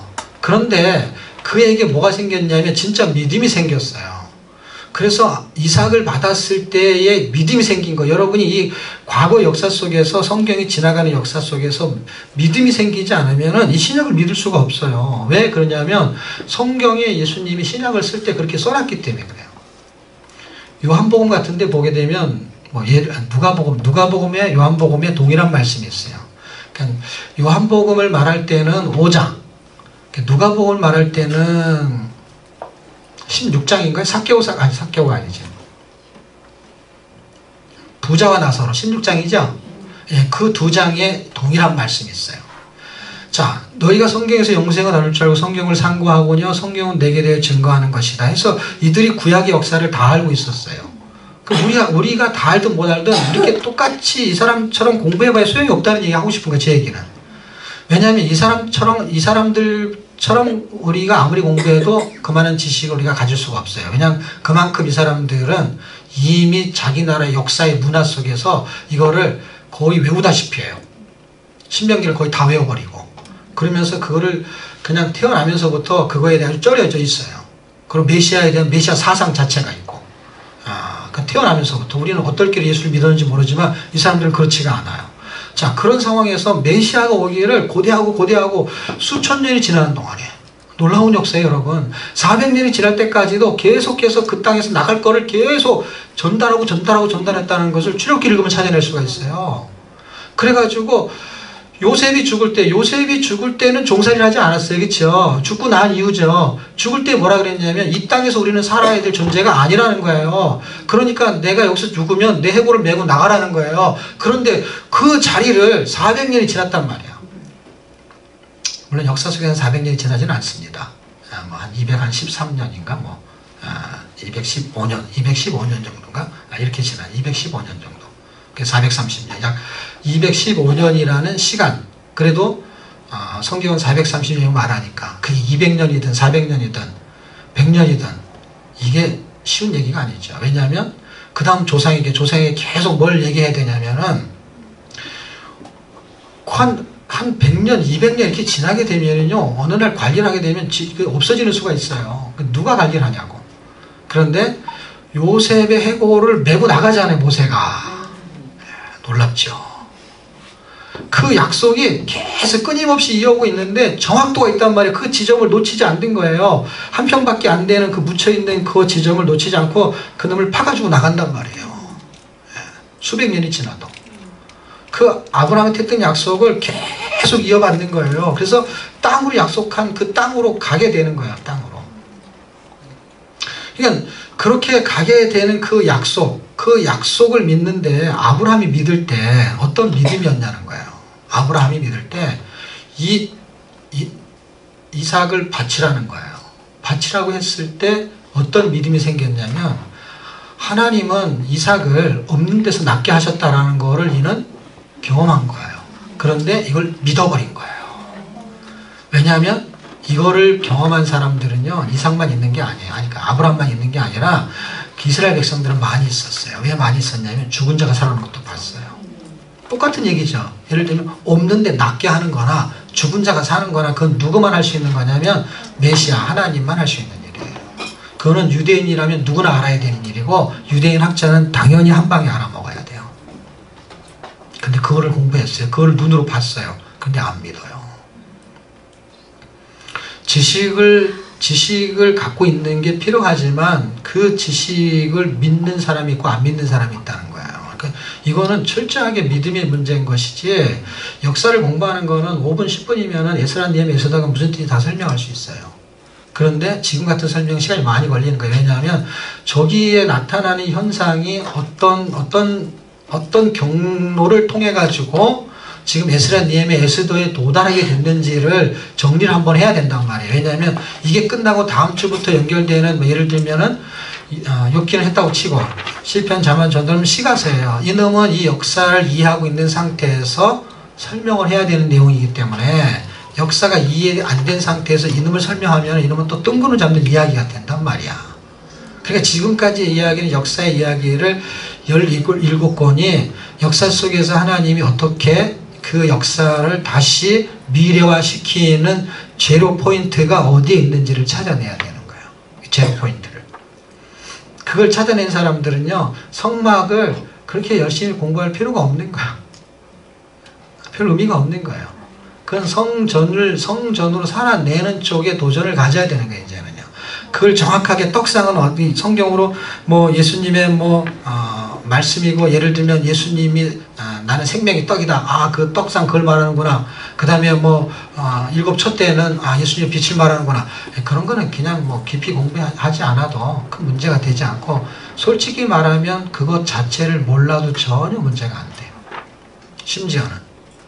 왜냐하면 그걸 몰라도 이미 성경에서는 성전을 예수님을 가리켜 그러면 그냥 한 단어 안에 그놈을 다 집어넣어도 괜찮다 이 말이에요. 그 디테일의 공부 안 해도 전혀 문제가 없어요. 그리고 그 성전이 어떠한 기능을 갖고 있는지는 알아야 되는데 그거는 성막을 공부해도 잘 안 나와요.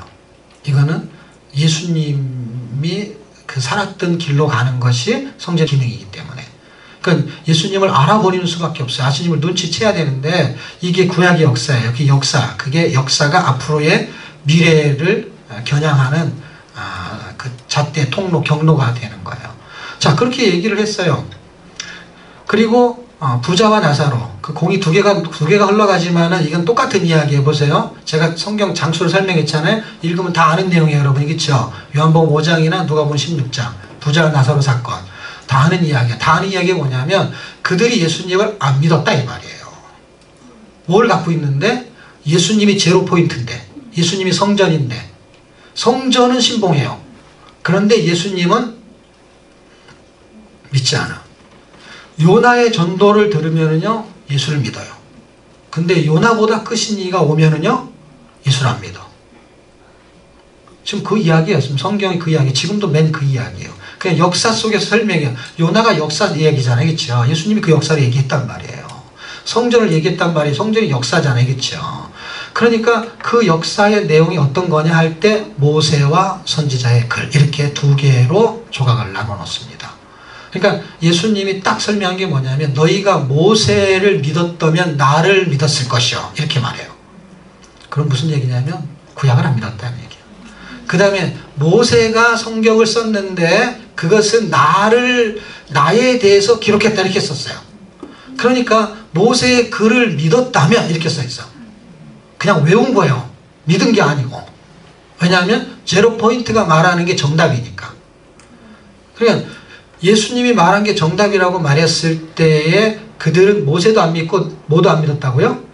모세가 쓴 글도 안 믿었는데 글의 내용이 뭐냐면 나에 대해서 기록한 건데 그걸 안 믿었기 때문에 나를 안 믿는 거라는 거예요. 그러니까 지금 우리가 예수님을 제대로 믿으려면 사실은 어떤 거냐면 구약에서 제로 포인트를 만들어내는 그 예수님이 어떤 분인지를 구약에서 눈치를 채기 시작해야 되는 거예요. 눈이 열리게 되면요, 이쪽 뒤로 가는 거는요, 예측할 수 없는 미래를 확신할 수 있는 눈이 생겨요. 왜냐하면 나타날 실상이 보여요. 이거를 히브리서는 믿음이라고 설명했기 때문에 그게 믿음의 눈으로 보는 거예요. 그래서 눈치껏이라는 얘기는 무슨 뜻이냐면 머리가 좋은 거하고 아무 상관없다는 얘기예요. 이스라엘 백성보다 우리가 더 공부를 많이 할 수 있는 그런 그런 여유가 많지 않아요. 그 사람들이 몰라봤다는 거예요. 그 사람들은 눈이 생명에서 모르는 게 아니란 말이에요. 눈이 안경을 껴야 되는데 안경을 못 껴서 못 본 것도 아니란 말이에요. 그러니까 여기에서 초점을 정확하게 잡게 된다면 지금 뭘 바라볼 수 있냐면 앞을 바라볼 수 있는 힘이 생기는데 그 앞이 뭐냐면 예측할 수 없는 미래예요. 이 세상을 어떻게 살아날 수 있냐는 거예요. 두려움 때문에 못 살거든요, 우리는. 근데 두렵지 않는 힘이 생기는 거예요. 그러니까 아브라함이 자기 아들 이삭을 죽일 때 두려움이 없었다는 거예요. 전혀 두려움이 없었어요. 근데 언제 두려움이 있었냐? 그가 약속을 받았을 때 두려움이 있었어요. 어떤 두려움이냐면 애를 주겠다고 했는데 안 생기는 두려움. 애가 안 생기는 거. 그 두려움 때문에 이스마엘을 낳은 거예요. 두렵지 않았으면 가만히 있으면 되는 거예요, 그냥. 그러니까 이것은 자기가 원하는 것도 원하는 거고 하나님이 원하는 거예요. 그런데 내가 앞서간 거예요. 근데 이거는 내가 앞서가면 안 죽이는 거거든요. 이건 반대로. 그러니까 죽이라고 하면 죽이면 그냥 주님이 하라는 대로 하는 거예요. 앞서가면 죽이는 게 아니라 반대로 안 죽여야 되는 거고, 이삭을 준다고 했을 때 앞서가지 않았으면 그냥 가만히 있으면 되는 거고, 앞서가면은 이스마엘을 낳는 거고, 이렇게 되는 거예요. 그런데 이는 믿음이 생겨버린 거예요. 모세와 선지자의 글, 죽은 자가 살아난 것을 보면 믿을 수 있느냐? 아니라고 성경이 말하고 있어요. 분명하게. 그를 증거한 거는 이제 나사로. 그 나사로라는 이름하고 똑같은 나사로로 비유를 들어요. 신기하죠? 자, 부자 나사로에는 부자도 죽고 나사로도 죽었어요. 그렇죠? 그래서 죽었어요. 누가복음 16장에. 죽었는데 한 사람은 천국, 한 사람은 지옥의 개념 속에서 있었어요. 자, 그런데 이 부자가 생각할 때 자기의 그 형제가 5명이나 되는데 그 형제 5명이 자기처럼 살고 있었어요. 그러니까 어떻게 생각했냐면 자기처럼 살았기 때문에 자기가 있는 대로 올 것 같아. 그러면 잘 이렇게 집안 청소하고 집들이 준비를 해야지. 집을 좋은 데 차지하고 있었으니까. 부자였으니까 좋은 집에 갔겠지. 큰 집에. 예. 겨울에도 따뜻하고 여름에도 따뜻하고 그런 집에 갔겠지. 그래서 그런 집에 가서 딱 있는데 거기가 별로 좋지가 않은 거예요. 근데 이렇게 보니까 늘 거지처럼 살았던 거지 나사로가 죽어갖고 가 있는 것을 보니까 거기가 좋은 곳 같아요. 그래서 저기로 갔으면 좋겠는 거야. 그리고 자기 보고 이제 하루 출장증을 끊어가지고 세상에 좀 갔다 오게 해달라면 안 들어줄 것 같아. 그러니까 그렇게 생각을 처음에 했었을지도 몰라. 근데 설마 그렇게 들어줄 것 같지가 않아. 왜냐하면 다시 자기가 돌아오고 싶은 마음이 없기 때문에 가면은. 그래서 자기는 차마 그렇게 말을 못하고, 왜냐면 내보내주면 안 돌아올 거를 자기가 마음을 굳게 믿었기 때문에. 그래서 그냥 저 나사로를 살려가지고 잠깐 우리 형제들한테 보내가지고 나는 죽었다 살아났다 이렇게 한마디만 해달라는 거야. 나는 죽었는데 지금 이렇게 살아났다. 왜냐면 죽은 거 동네 사람이 다 아니까. 나 다시 살아났다. 그렇게 한마디만 하고 그냥 와달라는 거야. 죽은 자가 살아나면 그 사람들이 회개할 것입니다. 이게 아브라함하고 대화예요. 아브라함이 뭐라 그랬냐면 이런지하에 거절을 하죠. 왜? 회개를 시키지 않으려고 거절한 게 아니라 모세와 선지자의 그들의 말을 듣지 않으면 죽은 자가 살아나도 그들은 회개하지 않는다는 거예요. 안 믿는다 이 말이에요. 그러니까 지금 성경에 있는 이 내용, 역사의 내용이 흘러가고 있는 모세와 선지자의 글이 예수님에 대한 글이고, 그것을 어디서 확증할 수 있냐? 신약에서 확증할 수 있는데, 신약의 내용은 이미 그것을 믿고 난 상태에서 전개되는 글이기 때문에, 그 확증된 글이기 때문에 그걸로 예수가 믿어지는 게 아닌 거예요. 왜냐하면 믿은 사람이 그 내용이 이해가 되는 거지. 예. 물론 그 내용을 통해서 예수를 믿을 수 있어요. 왜 그러냐면 복음서에 예수님의 사건이 전개되는데. 그런데 그 이야기가 전개되는 거는 결국은 이미 이 일이 일어났던 거에 대한 이야기를 복음으로 설명을 한 것뿐이죠. 그러니까 그래서 역사 속에서 있던 거를 그냥 눈으로 보여주는 것뿐이죠. 그러니까 이걸 믿는 사람은 이게 믿어지는 거예요. 그런 사람이 누가 있었느냐? 삭개오라는 사람이 맞아. 삭개오. 19장에 가면 삭개오라는 사람이 있고요. 또 한 사람은 요한복음 1장에서는 나다나엘이라는 사람이 있죠. 그 사람은 한 방에 예수님을 알아봤죠. 그에게 지식이 있었어요. 어떤 지식? 메시아는 베들레헴에서 나오는 게 아니고, 그러니까 베들레헴에서 나오는 거고 나사렛에 나오는 게 아니죠.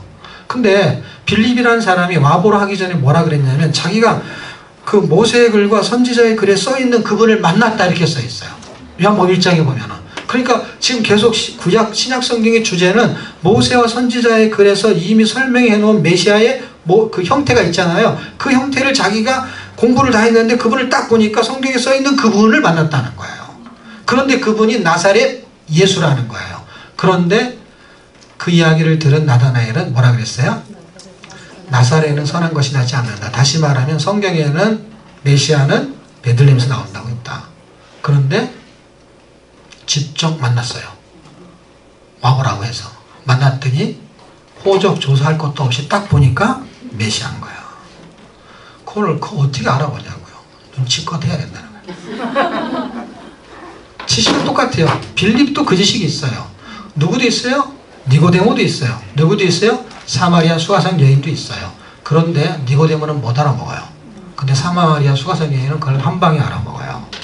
누가 더 머리가 좋겠어요? 누가 더 신학적인 지식이 많겠어요? 한 방에 알아봅니다. 그러니까 지금 여러분은 저보다 지식이 부족한 거 전혀 상관없어요. 네. 왜 상관없냐면 지금 여러분이 원하는 게 뭐냐는 거예요. 원하는 게 뭐냐에 따라서 달라져요. 그 원하는 게 지식이면은 강의 들을 필요가 없어요. 왜냐하면 그냥 책 읽으면 돼요. 모세와 선지자의 글처럼 책이 더 논리적이에요. 모든 책은 다. 그러니까 이 내용을 더 자세히 알고 싶으면 또 다른 책을 보면 돼요. 그리고 그거에 대한 조밀한 내용을 살펴보려면 거기에 대한 꽤 권위 있는 주석을 보시면 돼요. 그럼 거기 해석이 다 돼 있어요. 그러니까 그거는 공부는 그렇게 하는 거예요. 지금은 그런 공부가 아닌 거예요. 그 공부가 아니고 지금은 역사 속에서 흘러가는 구속사가 뭘 말하려고 하는지, 그 속에서 성경이 에스라 느헤미야가 뭘 회복시키려고 하는지. 그래서 한 테마가 사사기로 끝나는 그 테마는 완벽한 복음을 설명해 놓았어요. 그리고 설명해 놓은 이 한 테마가 이쪽에서 반복돼요. 통분포기의 침묵시대예요. 이 5시대가 끝나면은 역사 속에서는 보지 않는 책이 있는데 그 책이 뭐냐면 이쪽에서 사사기로 딱 끝나면서 끄트머리에 달랑 달려있는 룻기처럼 이쪽에는 뭐가 달려있냐면은 에스더가 달려있어요.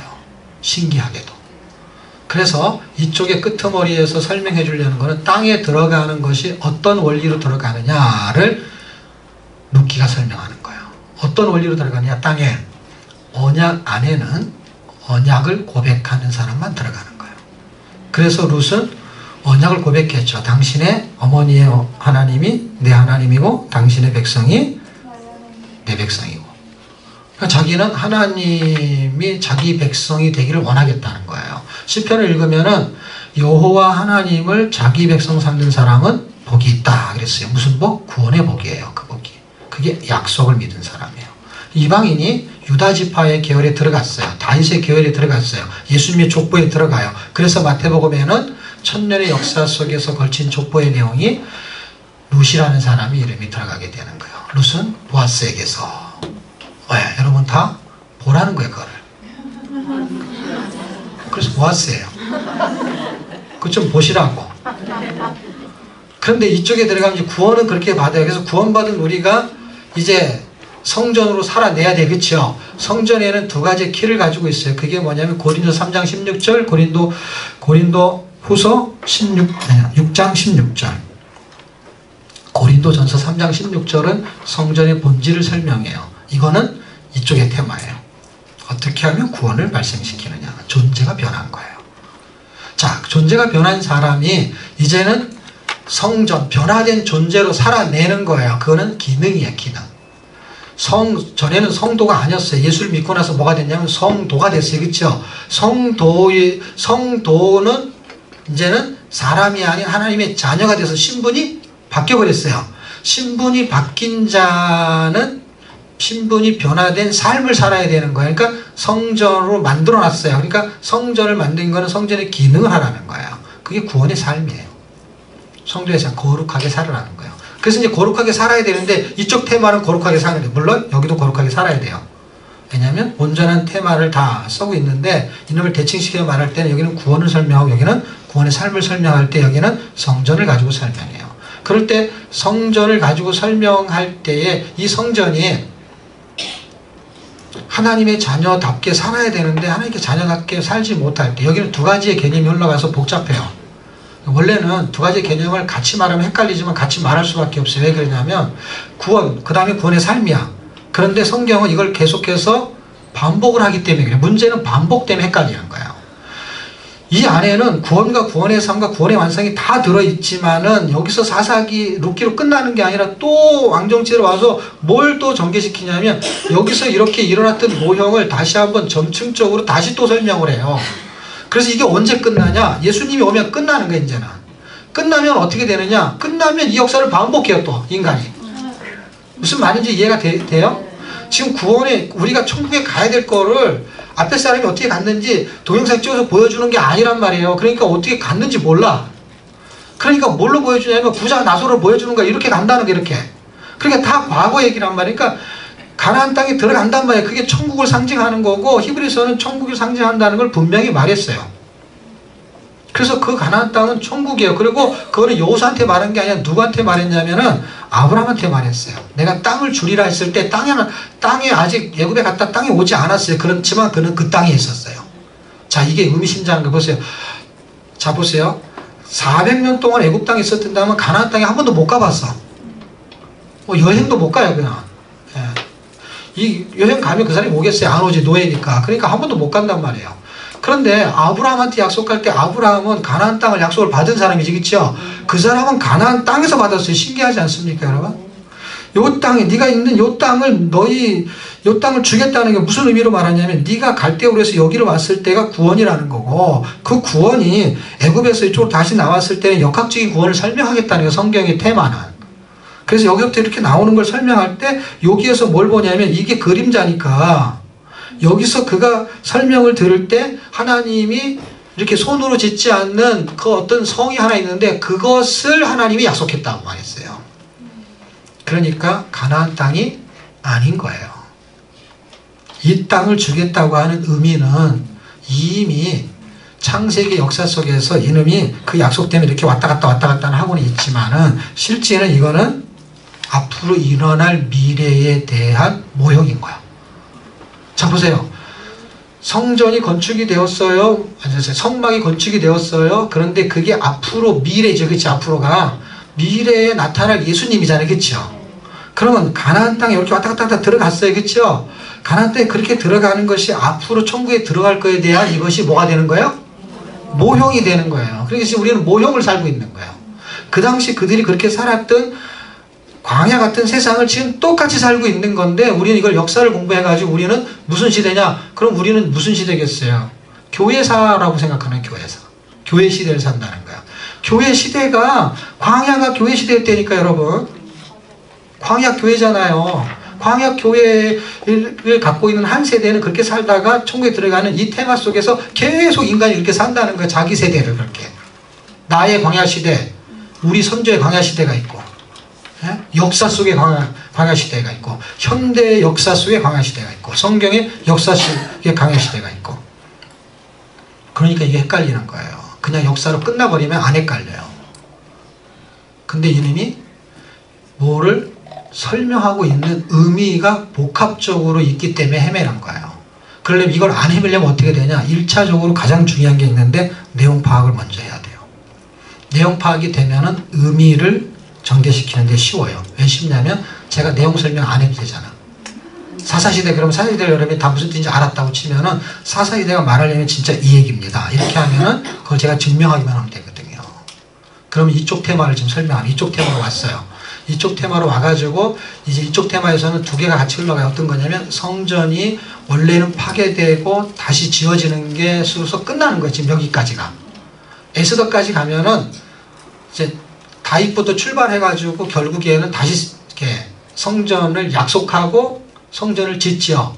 성막이 있는데 성전을 다시 하잖아요. 이게 또 반복하는 게 리바이벌 하는 거예요, 여러분. 이게 천막으로 짓냐 벽돌로 짓냐 이 차이지. 그래서 이름 똑같은 걸 하는 거야. 지은 것처럼 똑같이 져요, 그렇죠?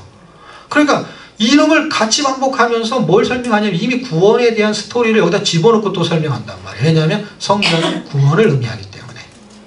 어린 양은 구원을 의미하는 게 아니라 어린 양이 죽으면은 내가 사는 것이지, 그런데 성전은 나를 지칭하게 돼버려요. 그래서 이게 의미심장한 거예요. 성전이 예수님인데 나야. 근데 우리는 보세요. 어린 양은 예수님이지만 나는 아니잖아요. 그렇죠? 근데 여기는 성전은 예수님 맞죠? 그런데 나야. 그게 다르단 말이에요, 의미가. 이게 복합적이기 때문에 제가 하는 말을 정신 차리고 들으셔야 돼요.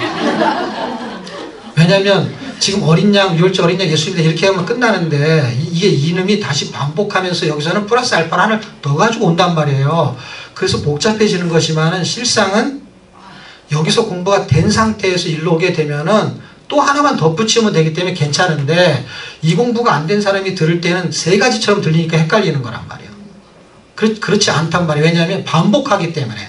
반복하는 거에는 어떤 묘미가 있냐면은 확증을 하는 거기 때문에. 헷갈리는 게 아니고 확증인데 기초 지식이 없으니까 엄청 헷갈리기 시작하는 거예요. 왜냐하면 복잡해진 거예요. 왜냐하면 설명을 다양하게 해버리니까. 그리고 그 의미가 중첩이 돼버리니까. 하나에서 두 개, 두 개에서 세 개 이렇게 막 겹쳐지게 되면 어마어마하게 헷갈리기 시작하는 거예요.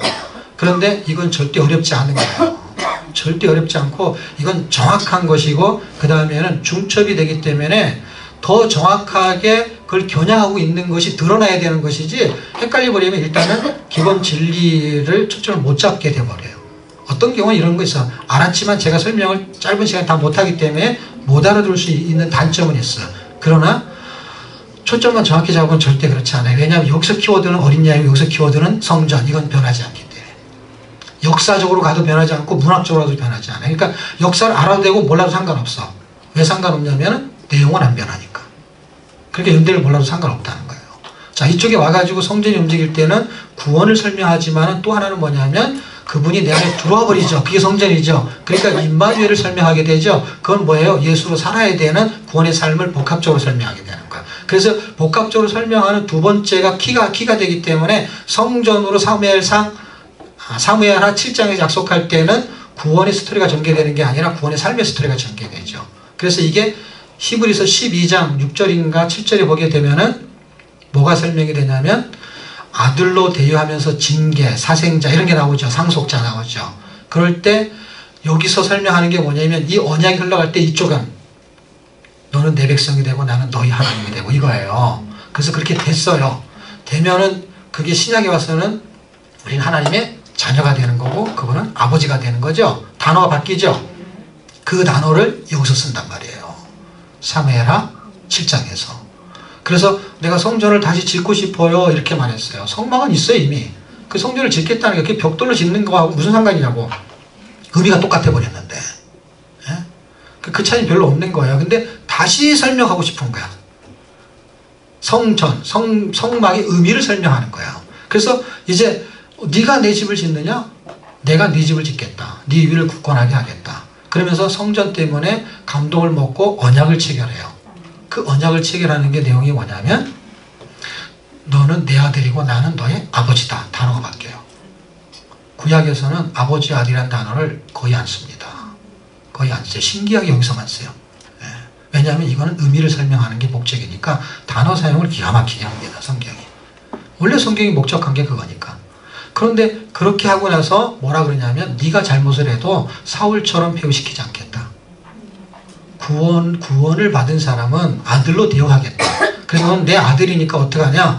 이게 히브리서 12장에 있는 내용과 아주 똑같은 흡사한 내용이에요. 네가 잘못을 하게 되면은 내가 너를 벌하고 징계는 하지만은 사람 막대기가 인생 특집은 내가 벌을 할지라도 너를 폐위시키지 않겠다. 구원은 그대로 갖고 있는 거예요. 잘못을 하는데도. 어떻게 보면 사울보다 더 나쁜 짓을 했는지도 몰라요. 예를 들면 도덕적으로 볼 때 더 나쁜 놈일 수도 있어요. 비난을 받을 수도 있어요. 이렇게 무게를 달면은 더 무거울 수도 있어요. 그런데 아무리 무거운 죄를 져도 이 사람은 회개를 해버리는 거예요.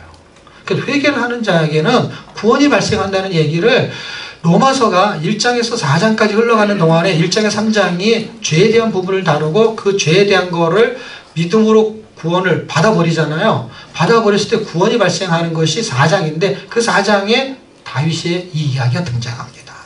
놀랍죠? 자기는 그 죄가 해결받았다는 거예요. 시편 51편에 있는 거, 32편에 있는 거, 결국 바세바 사건을 회개하고 그걸 용서받았다 하는 내용이 로마서에 기록이 되어 있단 말이에요. 로마서가 확증을 한단 말이에요. 그는 회개를 했단 거예요. 어떤 죄를 져도 회개하고 돌이키고 그걸 하나님은 그 대신 징계하신다는 거예요. 왜냐하면 내 아들로 대우하기 때문에. 그러니까 우리는 하나님의 아들로 대우를 받으면 그런 일이 발생하겠죠. 그래서 그런 일이 발생하면서 벌어진 일이 뭐냐면 결국에는 성전이 파괴가 되는 거예요. 죄에 대한 결과와 열매죠. 성전이 파괴가 돼요. 그리고 나라가 멸망했어요. 그게 열왕기 산하고 역대기는 족보로 다시 연결해가지고 이걸 회복시키죠. 자, 회복시키면서 결국 이쪽까지 오는 테마 시간이 있으면 내가 좀 더 설명하고 싶은데 이쪽까지 오는 테마가 창세기 아까 제가 본질적인 구원이라고 그랬죠. 그다음에 출애굽기는 역학적인 구원. 그 다음에 레위기는 원리적인 구원. 기준이 뭐냐? 원리. 구원의 원리를 설명하는 거예요. 그 다음에 레위기, 그 다음에 민수기는 구원받은 사람이 이제 믿음으로 사는 게 광야교회거든요. 그러니까 이 구원이 발생한 사람한테는 실제적인 구원의 삶이 움직여야 되는데 실제적인 구원의 삶을 본 내용이 여기 들어있어요. 별로 잘 불순종했지만. 신명기는 복음적인 구원이죠. 왜냐하면 이 세대는 무슨 행위로 구원받은 게 아니라 이 세대는 그냥 들어가죠. 복음, 은혜로, 믿음으로. 그리고 나면 여호수아죠. 여호수아는 정복적인 구원이에요. 여호와의 사자가 구원을 정복해내는 것이죠. 그 다음에 여호수아 다음에 사사기죠. 사사기는 실패적 구원의 삶이죠. 그들이 땅을 차지했지만은 구원의 삶을 실패했죠. 제대로 살아내지 못했죠. 그게 실제적인 구원의 삶을 살아야 되는 민수기처럼 사는 거예요. 사사기가. 똑같은 내용이에요. 그쪽에 민수기, 이쪽에 사사기. 그 룻기는 뭐예요? 룻기에는 미래적 구원의 완성이죠. 미래적 구원의 완성이 뭐냐면 하나님의 자녀가 됐잖아요. 룻이라는 사람이. 그 룻이라는 사람이 하나님의 자녀의 미래적인 구원의 완성은 결국 예수 그리스도를 통해서 영혼의 기업을 물을 자를 통해서 미래의 구원이 완성된다는 거예요. 그래서 이쪽 테마는 완전하게 끝나는 거예요. 완전하게. 땅에 들어가 있고. 그러면서 다시 이쪽에서 한 테마가 다시 시작하는 거는 이놈을 같이 집어넣어가지고 같이 돌리는 거예요. 이거 끝인데도. 그리고 이게 끝나게 되면 또 욥기에서 또 돌리는 거예요. 그리고 나서 이게 대선에서 출발하잖아요. 또 이게 시가서 다윗권 끝나죠. 그럼 대선에서 또 출발하죠. 그러면 또 복음이요. 또 복음. 대선에서에서 이사야가 등장하면 복음이 또 움직인단 말이에요. 5권이. 그럼 나머지 12권 남았죠. 12권 소설에서도 또 반복한단 말이에요. 그 반복하는 거를 왜 반복하는지 여기서 이 두 테마만 정확하게, 물론 이쪽에 있는 테마만 완전하게 이야기되면은 이놈의 공을 이쪽에 집어넣으면 이 안에서 공이 2개가 돌아가는 거. 예를 들면 지구가 자전을 하면서 공전을 하는 것과 같아요. 하나님은 희한한 그냥 복잡하게 왜 돌리면서 또 돌리냐고. 그러니까 복잡해. 그러니까 그거를 그냥 가만히 거기에 맡겨버리면은 하나도 복잡하지가 않아요. 왜냐면 가만히 있잖아요, 지금. 가만히 깔아놓은 것처럼. 그러니까 지금 성경이 말하고 있는 이거 하나만 정확하게 이해를 하게 되면 의도를 이놈의 공이 이 안에 들어가서 같이 성전 속에서 또 움직인단 말이에요. 왜냐면 그분 어린 양이 일로 와가지고 성전이 되는 거거든요. 그래서 어린 양과 성전이 2개가 움직이는 게 이쪽에 같이 움직여요. 왜냐면 성전 안에 그분이 내 안에 들어오면서 어린 양이 들어온 거잖아요. 그러면서 그 형태를 성전이라고 말해버렸기 때문에 이걸 분리시킬 수가 없는 거예요. 그 성전은 그런 의미를 갖고 있어요. 그래서 그 성전이 죄로 인해서 파괴가 돼요.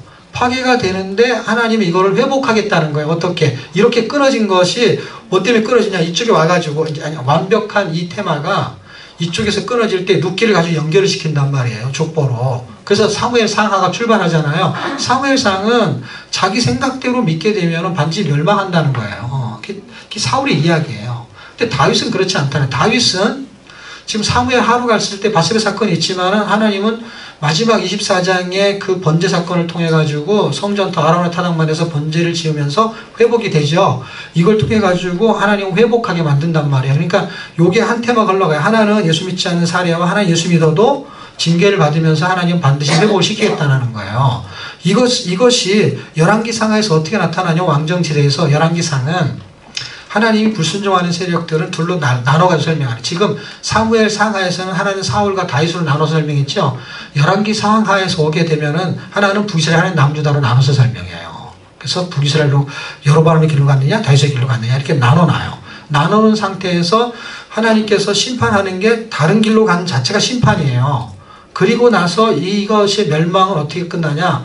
이거는 포로로 끝나게 되는데 하나는 아수로 잡혀가요. BC 722년 그 다음에 500년이 경점이라고 그랬죠. 586년에 이제 남유다가 멸망해요. 이는 바벨론으로 잡혀가요. 그럼 이렇게 끝이 났어요. 그래서 열왕기 상하로 역사는 끝나는 건데 역대기로 다시 이어요. 그렇죠? 이을 때 어떻게 있냐면 룻기하고 연결을 시킬 수 있단 말이에요. 왜냐하면 그것이 어디로 연결이 돼요? 유다로 가죠. 그 유다에 연결이 됐던 거는 창세기 아담부터 오죠. 그러니까 이렇게 족보가 이렇게 와가지고 룻기로 와가지고 유다, 룻, 그 다음에는 역대기로 올 때 이 다윗하고 역대기로 연결을 시킨단 말이에요. 역대기 안에는 그런 고리가 연결이 되어 있는 거예요. 그 고리의 연결이 룻기란 말이에요. 룻기. 구원을 어떤 식으로 받을 수 있느냐는 거예요. 언약이라는 거예요. 자, 그렇게 역대기로 오게 되면 하나님은 족보로 구원을 연결시키기 역대상이에요. 그래서 족보가 9장까지 나오는 거예요. 자, 그렇게 족보를 연결시킨 다음에 그 다음에 역대하러 가게 되면은 그것은 하나님이 구원을 회복시키는, 구원은 족보를 연결시키고 회복은 개혁으로 성취하는 거예요. 그래서 개혁한단 말이에요. 우리를 새롭게 만든단 말이에요. 그러니까 성전을 죄로 인해서 허물어뜨렸는데 그래서 예수 믿는 사람들이 다 존재감이 무너지고 말씀의 기준이 무너지고 거룩이 무너졌는데 하나님은 이것을 다시 회복하신단 말이에요. 뭘로? 개혁으로. 그 개혁의 주체 세력이 하나님이고 그 주체 세력이 그리스도란 말이에요. 그리스도를 통해 가지고 다시 성전을 세우겠다는 거예요. 그 세우는 첫 번째 작업이 지금 에스라서에 나오는 에스라라는 사람이 1차 귀환하고 그 다음에 80년에 2차로 귀환한 에스라서에 지금 1차 귀환과 2차 귀환의 내용이 기록되어 있는데 뭐를 회복시키느냐 할 때 세 가지를 회복시켜요. 그게 에스라 디엠이에요. 그 세 가지를 회복시키는 내용이 뭐냐면 첫 번째 존재, 두 번째 말씀, 세 번째 거룩. 자, 무슨 얘기냐면 우리가 어린 양의 그 피의 공로로 우리가 예수를 믿었어요. 그렇죠? 그래서 이 과거적인 이 구원이 역사적인 구원의 역학적인 구원이 되어버렸어요. 그래서 내가 어떻게 구원받는지를 알아버렸어요. 그래서 우리는 성전이 되었어요. 그런데 그 성전이 무너져 버렸어요. 뭐 때문에? 존재감을 잃어버렸어요. 어떤 존재감?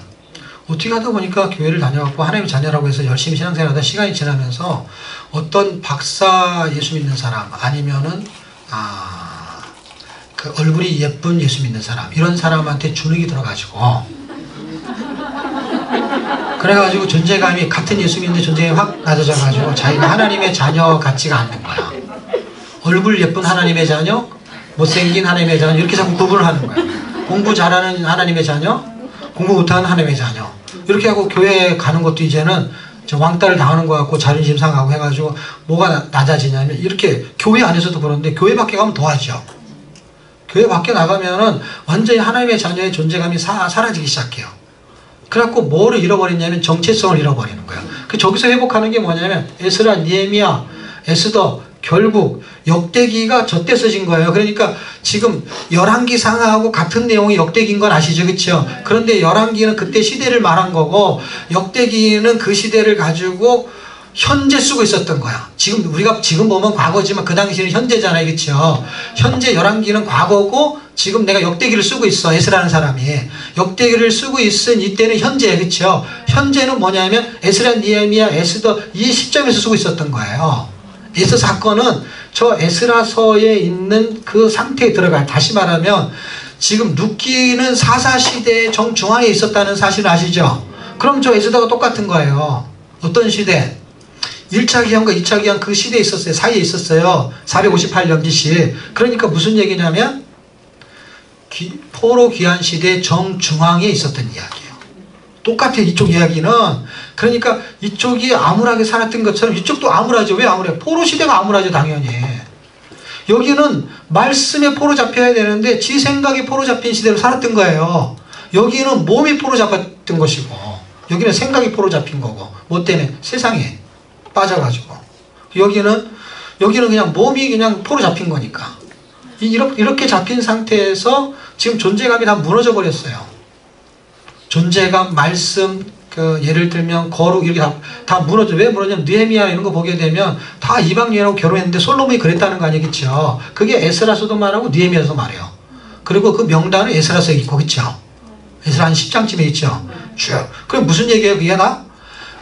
그들이 지금 하나님의 말씀대로 살지 않았던 정체성을 회복하고 싶어서 쓴 책이 역대기란 말이야. 이 백성은 반드시 회복한다는 거예요. 우리는 반드시 하나님을 회복시킨다는 것을 보는 거예요. 그 뭘 봐야 되냐면 지금 내가 완전히 다운됐어요. 근데 역대기를 읽었어요. 근데 역사를 반복하는 제사 입장에 썼구나. 이런 거 백날 공부해봐야 소용없다니까요. 왜냐하면 그 이상을 공부해야 되는 거예요. 그 이상이 뭐예요? 아, 열왕기하고 역대기는 다르구나 관점이. 다른 게 지금 뭐냐면 나 때문에 다른 거야. 나 때문에.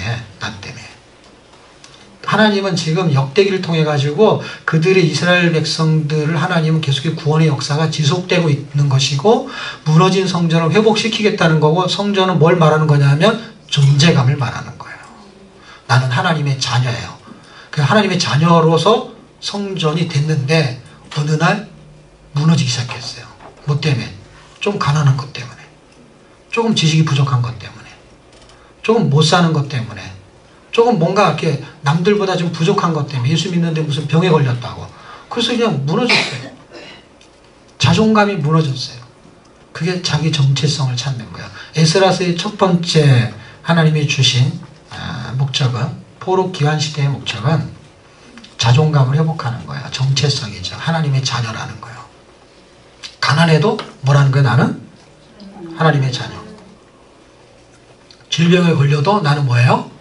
하나님의 자녀예요. 못 살아도 하나님의 자녀. 잘 살아도 하나님의 자녀.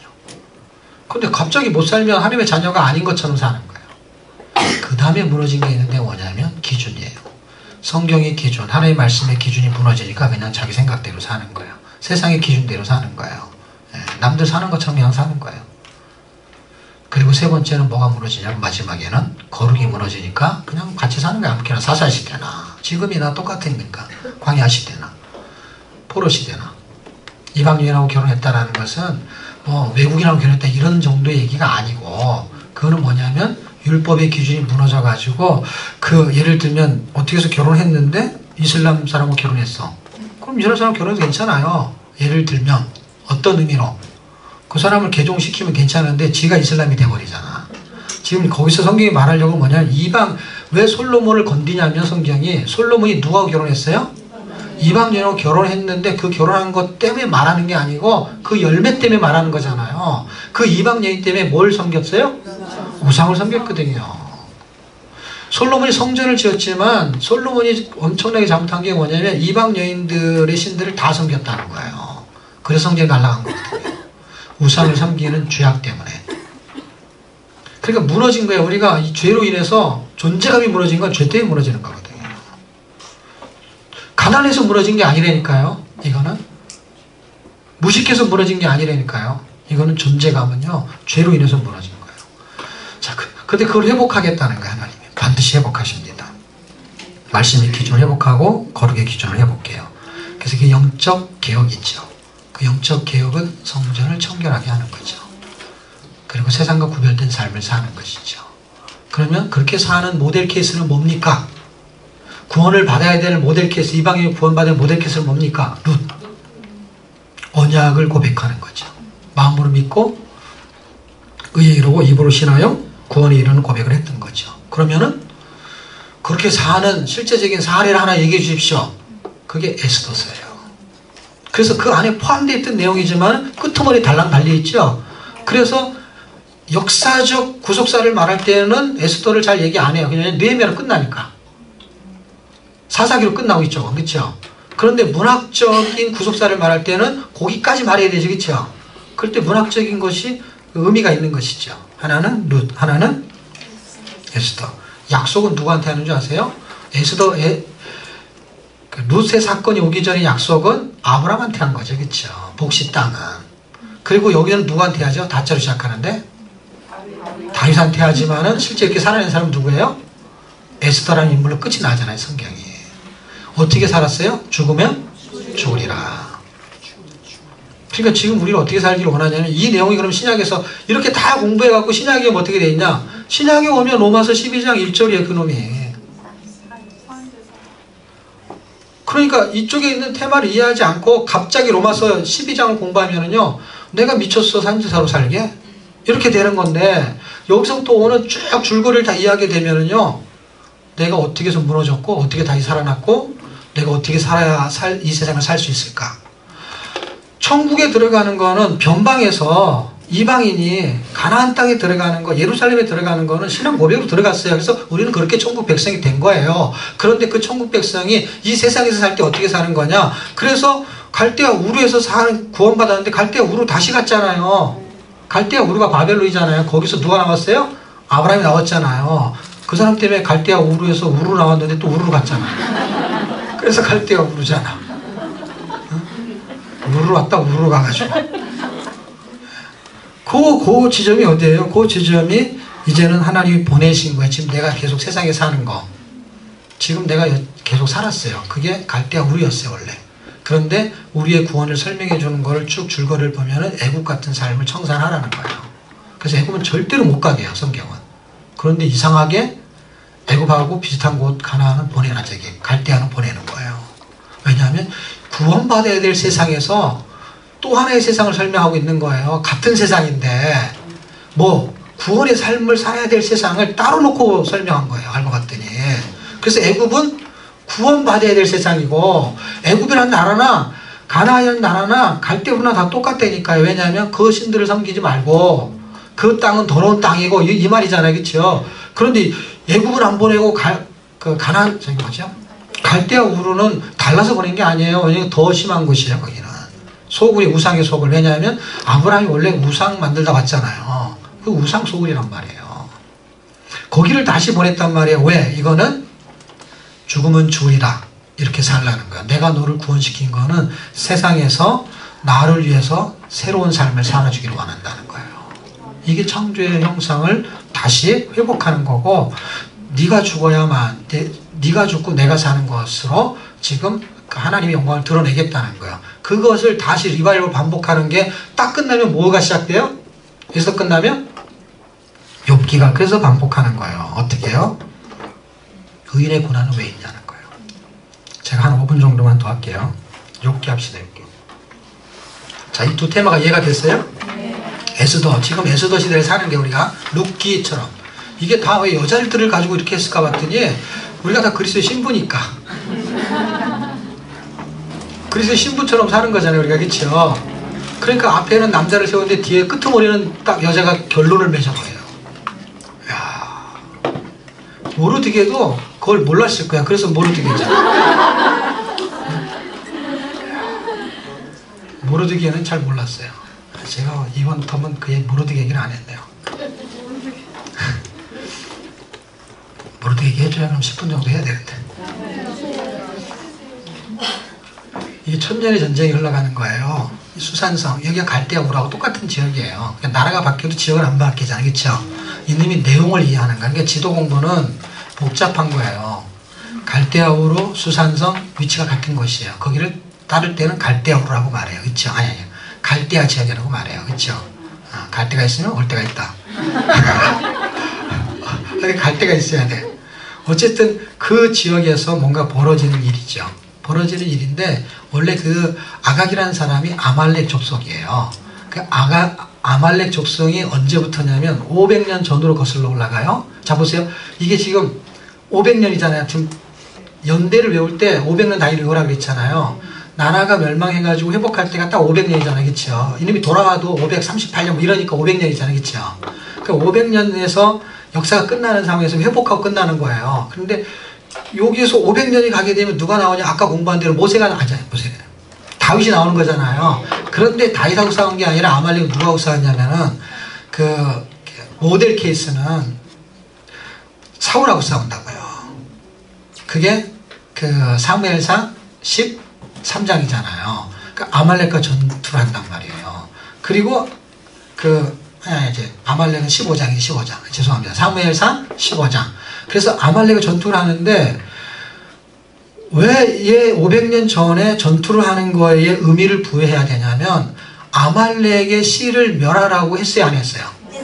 그 씨를 멸한 그냥 전쟁이 아닌 전쟁, 이 전쟁은. 블레셋은 씨를 멸하라는 그런 단어가 없어요, 그쵸? 그냥 블레셋 싸우는 거예요. 블레셋은 씨를 멸하라고 하지 않았어요. 왜냐하면 블레셋은 계속 남겨뒀기 때문에. 아말렉은 보세요. 아말렉도 적이고 블레셋도 적이에요, 그쵸? 그런데 신기하죠?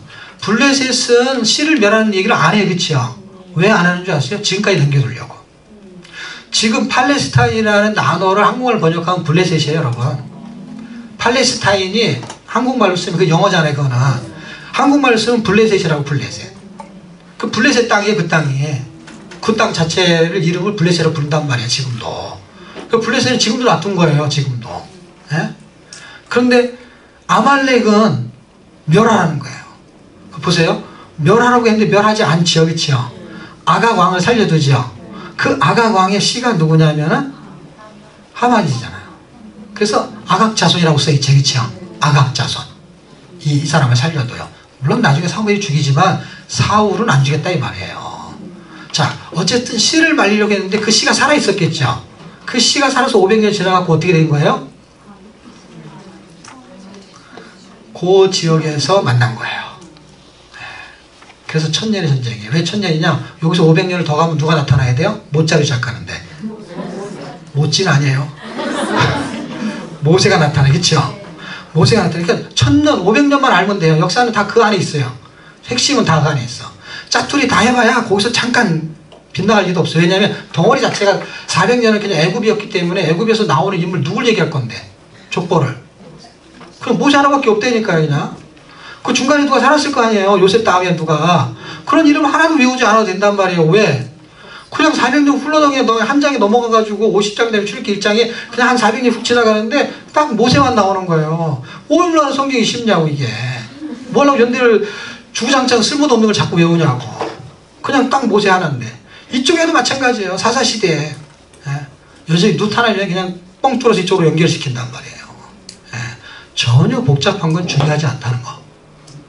중요한 거는 복잡하지가 않고 복잡한 거는 중요하지가 않고 그러니까 복잡한 거는 몰라도 괜찮아. 키만 알면 돼. 그러면은 500년 전에는 모세인데 그게 뭐예요? 출애굽기 17장에 아말렉과 전투를 하지, 그치요? 거기서 하신 말 때문에 그래요. 제가 그 성경 읽다가 그 말 때문에 천년의 전쟁이라는 거를 글을 쓰다가 쓴 거예요. 뭐라고 써있냐면 아말렉하고는 누가 싸우냐면요, 그 당시에 손을 든 거는 모세고 그 다음에 그 아론과 홀은 붙잡고 있고 나가서 싸운 거는 여호수아잖아요. 여호수아인데 성경에 뭐라고 써있냐면은 니들이 손을 들든지 칼을 쓰든지 그 싸움은 누구의 싸움이냐? 여호와의 싸움이라는 거예요. 내가 대대로 싸우리라. 그건 하나님의 전쟁이었던 거예요. 그 대리인이지 그 사람들은. 그래서 누구하고 싸우냐면은 하나님하고 싸우니까 대리인은 그때 사울이었던 거예요. 500년 지나서. 근데 이놈이 말을 안 들어버린 거예요. 그래서 그 씨가 떨어져가지고 그 땅에 가가지고 거기서 만난 거예요. 몇 년 만에, 500년 만에 또. 그러니까 이게 처음에 출발해갖고 몇 년인 거예요? 1000년의 싸움인 거예요. 1000년의 싸움을 뭘로 이기냔 말이에요, 지금. 칼로 했잖아요, 처음에는. 칼로도 안 돼, 그쵸? 그 다음에 두 번째는 뭘로 싸워요? 아니, 칼로가 아니지. 여기는 모세의 기도로 싸웠지, 그쵸? 모세의 기도로. 그 다음에 뭐냐, 모세의 기도가 내려오면은 칼을 아무리 잘 쏘도 이길 수가 없으니까. 두 번째는 전쟁을 했는데 뭘로 싸우냐면은 욕심으로 싸우죠. 실패하죠. 왜냐면 사울이 욕심을 부리잖아요. 그리고 여기서 싸우는 거예요. 여기서 마지막에 싸움은 칼도 아니고 기도도 아니고 뭔지 아세요? 조자로 시작하고 서자로 끝나. 뭐예요? 예. 말씀으로 싸우는 거예요. 기도가 필요 없고 그 다음에 우리가 나가는 그 어떤 의지가 필요 없고 그런 게 아니고, 그런 게 다 필요하지만 기도도 필요하고 다 필요하지만 그 중심을 갖고 있는 거는 조소였던 거예요. 조소로 싸워서 이긴 거예요. 죽으면 죽으리라 했던 기준을 어디다 뒀냐면 약속에 뒀던 거예요. 하나님의 약속. 근데 하나님의 약속은 하나님이라는 단어 하나도 안 나오죠. 그래서 왕이 조소를 꾸미는 거에서 움직이죠. 그 조소가 움직일 때 하만의 조소가 있고 모르드게의 조소가 있죠. 모르드가 쓴 게 아니라 그게 위임을 받아서 네가 쓰는 대로 내가 인정하겠다 했기 때문에 결국에는 그 문안 작성을 그 두 사람이 한 거예요. 하나는 하만이 하고 하나는 모르드게가 한 거고. 그러니까 조소로 싸운 거예요. 왜 조소로 싸웠냐면 그 조소 때문에 다 죽게 생긴 거잖아요. 이제 처음에. 예? 그 조소를 꾸민 것 자체가 이제 제비를 뽑은 거고, 그렇죠? 예. 제비를 뽑게 된 거는 모르드게가 하만한테 인사를 안 해서 그런 거고, 역학적으로 조사를 하면 이렇게 되는 거야. 예? 그래서 인사를 안 하니까 하만이 자꾸 인사를 시킨 거지. 내가 총리급인데 왜 네가 인사를 안 하냐 하면서 알아듣게 얘기했지만 모르드게는 알아듣게가 아니고 모르드게야. 나는 모르드게라고. 못 알아듣게. 그래서 아무리 알아듣게 해도 못 알아듣으니까 어떻게 해요? 화가 나가지고 저놈을 죽여야 되겠다 해서 장대를 달죠. 그리고 저놈만 죽이면 양이 안 찬다 해가지고 그 민족을 다 죽여야 되겠다 하면서 날짜를 잡아야 되겠다 해가지고 그놈이 이 모르드게가 자기한테 절 안 하는 것 때문에 부르르 떨다가 제비를 뽑은 것이 불임절이야.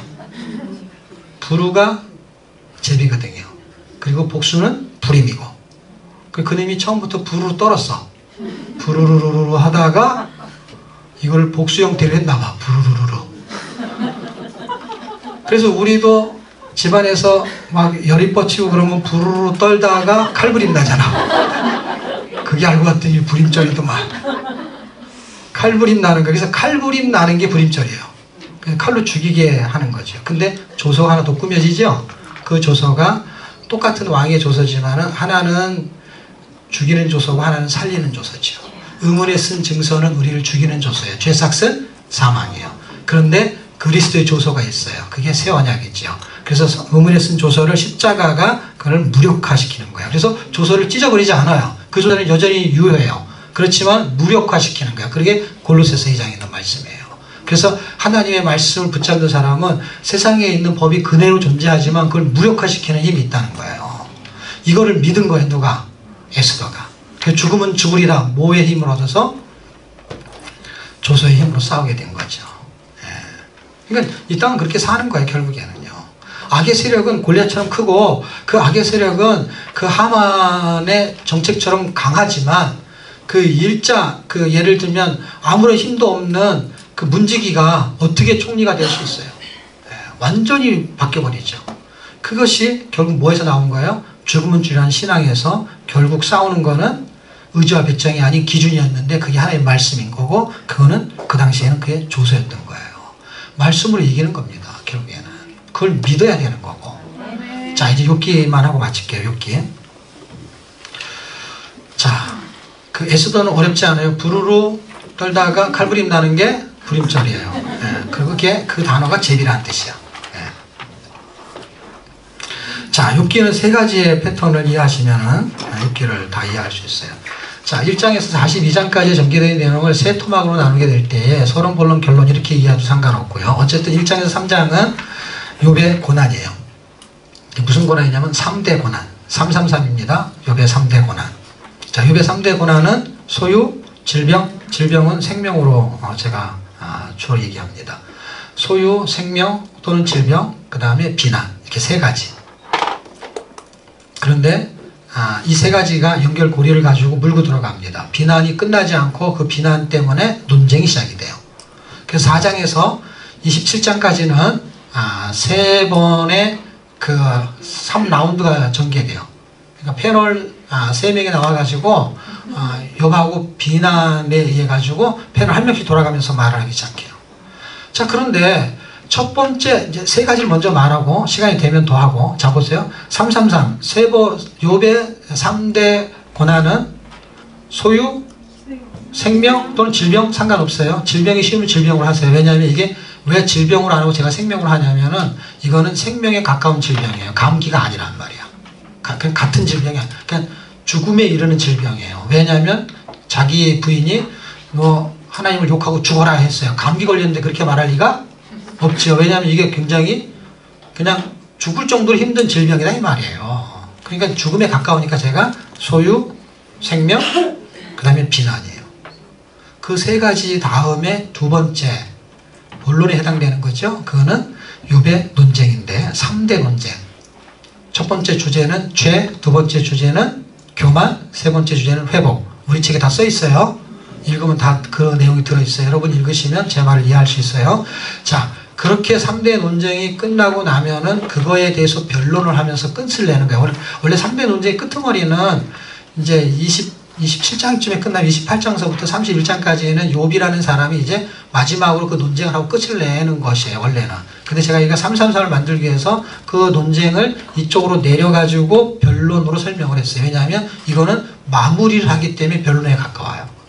그래서 욥이 이제 말하는 마지막 이야기를 끌고 내려와서 아마 28장서부터 42장까지를 제가 세 번째 욥의 변론, 욥기의 3대 변론. 자, 처음에 욥기의 3대 고난, 두 번째는 3대 논쟁, 세 번째는 3대 변론. 그래서 3대 변론은 3명의 인물이 등장하는데 첫 번째는 욥, 두 번째는 엘리후, 세 번째는 하나님, 이렇게 등장하게 되는 거예요. 자, 그랬을 때 첫 번째 테마에서 욥이라는 사람이 신앙 고백 1장 21절, 2장 10절에 어떻게 말하냐면 자기 소유물이 다 날아갔어요. 양이고 소고 뭐고 그냥 태풍이 불어 자식까지 다 날아가 버렸어요. 그런데 주신 이도 하나님이고 취하신 이도 하나님이니까 괜찮다는 거예요. 야, 우리 같으면은 뭐 제정신이 아니죠. 지금 소유물이 다 날아가서 알거지가 된 거예요. 알거지가. 벼락부자가.